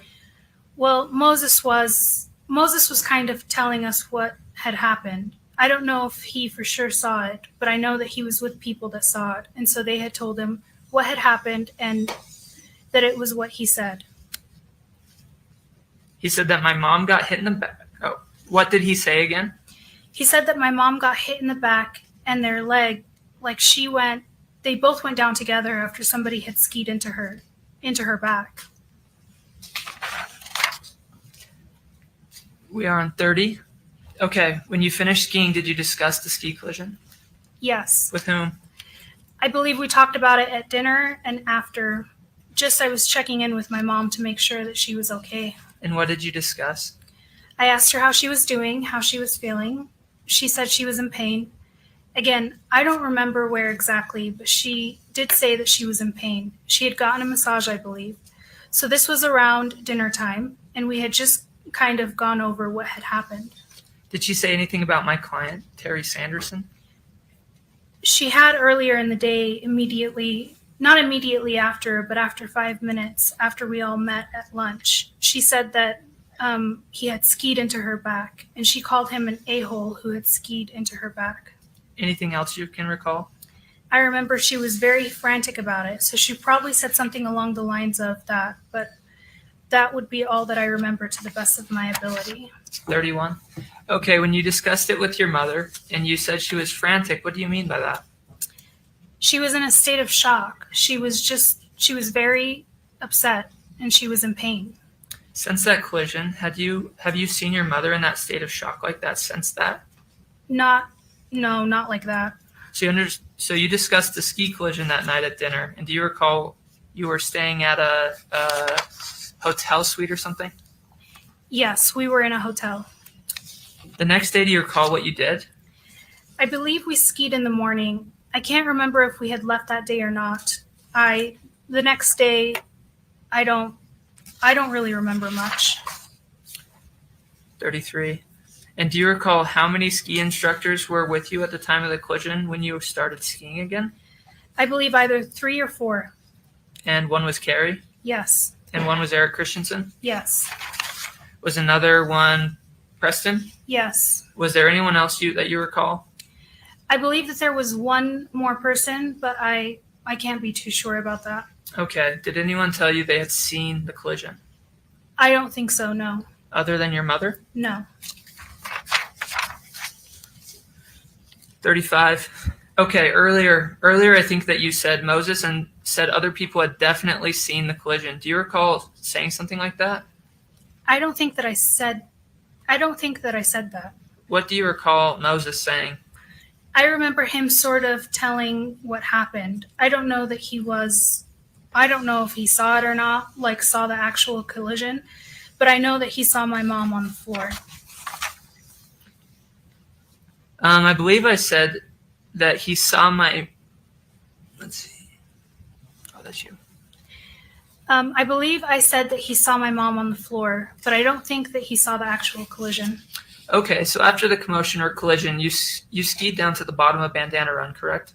Yes, but again, I personally didn't see the collision. Okay, but you heard this commotion. Yes. Did someone say to you, ski down to the bottom of the hill after the commotion? No, we did not think anything of it. We continued to ski down. I don't even know if we stopped. The we includes Carrie Oaks? Yes. Did anyone ask you to wait by the side of the hill after the commotion? No, I don't remember that I don't know. That you recall? Do you recall seeing anyone going to help your mother after the commotion? I, again, did not see the aftermath. I had continued to ski down, but I believe that people did help her. And what makes you believe that? Because I assume that she would have needed help up, and she was close to her boyfriend, Brad, who is now her husband at the time, and both my brother's ski instructors and I believe BF's ski instructor. So I'm assuming that they would have helped her. But Carrie Oaks stayed with you down to the bottom of stayed with you down the bottom of the hill? Yes. What about Eric Christensen? Do you recall what he was doing after the... I believe that he was with my brother, who was near my mom. So he was near the collision. Okay, and do you recall which side of the hill you were on? Let's talk about skiers left and right. That means that if you're skiing downhill, the left would be the skier facing downhill to their left, and the same on the right. Do you know which side of the hill you were on ski? I don't remember. Okay, do you think you might have been in the middle of the hill, or the side, or near the edge of the run, Bandana? I don't remember. 39. Can you be sure exactly that Carrie Oaks didn't stop and help your mom after the collision, or do you remember that at all? I don't remember. I think that we were further down because I know that we got to lunch first, so I don't remember. Okay. I don't think so. This is so boring. Do you and recall most of before this the seems commotion on like a Bandana Run saying something not to the important effect of, hey, testimony? watch us ski down the hill? No. Do you recall if Moses said something like that? No. Do you recall if any of your other people in your group, like IF or BF, say something like that? I don't know. Okay, I'm just going to show you something here real quick. Do you recognize the person on the left there? That's Carrie. That's Carrie Oaks, Yes. 42. So Carrie Oaks was recently deposed, Apple, and she actually has specific memories of being on the scene of the collision. Would you defer to her testimony of specific memories rather than sort of your vague memory that she has with you? Yes, I could have easily been with another instructor. I believe IF had an instructor. Lawrence, I think we have a picture of Eric. Which has a picture of him on the cover of it. He looks a little older than he did. Oh, isn't he the one? Oh my God, I remember him so well. He was the best. Oh my God, he was the best. He would give us candies and he would tell us. Yes, that's Eric. Would you say he was under 50 years old? I don't remember. I never really skied with him, so I never really saw his face. That's the end of it, Judge. Oh, praise the Lord. Both Moses and Apple were ready, willing, and able to testify in person on Monday morning. But Objection. We address that after I excuse the jury. Okay. Yeah, that's I'm going to excuse you now until tomorrow morning at 9:00. I will recess. Please do not discuss this case with anyone, including other jurors. Please do not attempt to learn anything about the case outside of the courtroom, including from other jurors. Please avoid radio, TV, internet, and newspaper reports on this case. Please keep an open mind throughout the presentation of the evidence. And finally, please do not form or express an opinion on the case until such time as it is finally submitted to you for deliberations. Have a good evening. Yeah, Eric did say that he never gave the kids candy. I mean, that's a minor detail, and Apple could have on that detail mixed him up with some other instructor. I mean, so Apple's testimony is really not that important, but they arguably needed to get Ms. that Collins, in what was because it that you wanted to put on the record? she was there that day, right? I mean, she's part of part I of would the always prefer live supposedly testimony distracting to factors. reading transcripts, but the kids were not available. And mostly I just want to put that on the record. I was expecting to take over the case on Monday You know, morning. you've already complained about given this many multiple times. assurances that I could do so, and I was not able to do so. The multiple assurances were, if we're done, and we intended to be done. It sounds like some kind of a statement that we didn't do something we're supposed to do. And they took It just almost as much so time petty. cross-examining more This is so than some petty. of these Who witnesses. cares? And Just that's let it why we go. didn't finish. In my humble Yeah, opinion. you could have called them live. You still can call them live. But I understand that you wanted to put that on the record, so They thank became you. unavailable. All right. So we're going to take a short recess, maybe 5 minutes, and come back and work on jury instructions. Is that right? We are not going to stay around Okay. for jury Just instruction. take a quick bathroom break and we'll be right back. And hopefully we'll Because- wrap it up by the end, by 1/2 past. Although fighting over jury instructions is a very important part of this whole process, because the way that you 9, what time would you like everybody here? 8:45, be ready to go, because once all the jurors are assembled, 8:45 tomorrow. we can start. Perfect. 8:45 tomorrow. Okay, so we'll be starting 8:45 a.m. Mountain Time as well. Okay, so yeah, so arguably, you know, they needed to bring her testimony in anyway, because you know, she was there, so they needed to do something to bring her testimony in, even though most of it is like she wasn't really there. She was kind of down the mountain. She wasn't even there in the immediate aftermath. She was kind of there for conversations afterwards. There were some questions of about the hearsay of, like, you know, these conversations that they had afterwards at lunch about the collision.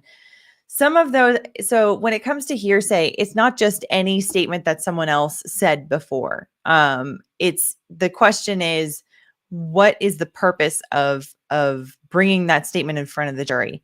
Because the definition of hearsay is that it's an out of court statement offered to prove the truth of the matter asserted. So in other words, if the statement is, you know, well, Moses said Terry Sanders hit mom, that would be a hearsay. Well, arguably a hearsay statement, right? Because it's like having him say that, you know, that's you're offering it to prove the truth of, like, whether or not Terry hit mom. But there are other reasons why a statement that sounds like that can actually be admitted. So for example, they talked a lot about, you know, around that conversation, they asked about, like, what kind of condition Gwyneth Paltrow was in. She was in shock. She was rattled. She was like, you know, she decided not to ski for the rest of the day, which she never does.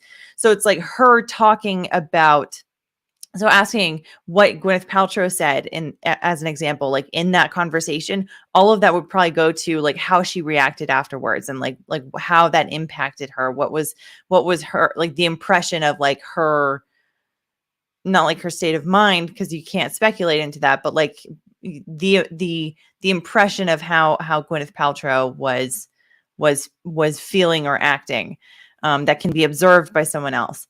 You know, and you can kind of do the same with Moses, you know, getting his impressions, you know, after witnessing aspects of this. So, but, you know, that can only go so far. Maybe they were a little bit loose on some of the statements and just, you know, didn't object, didn't fight too hard to keep some of these statements out.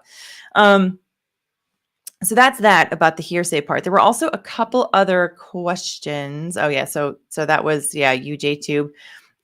About the hearsay and the depositions.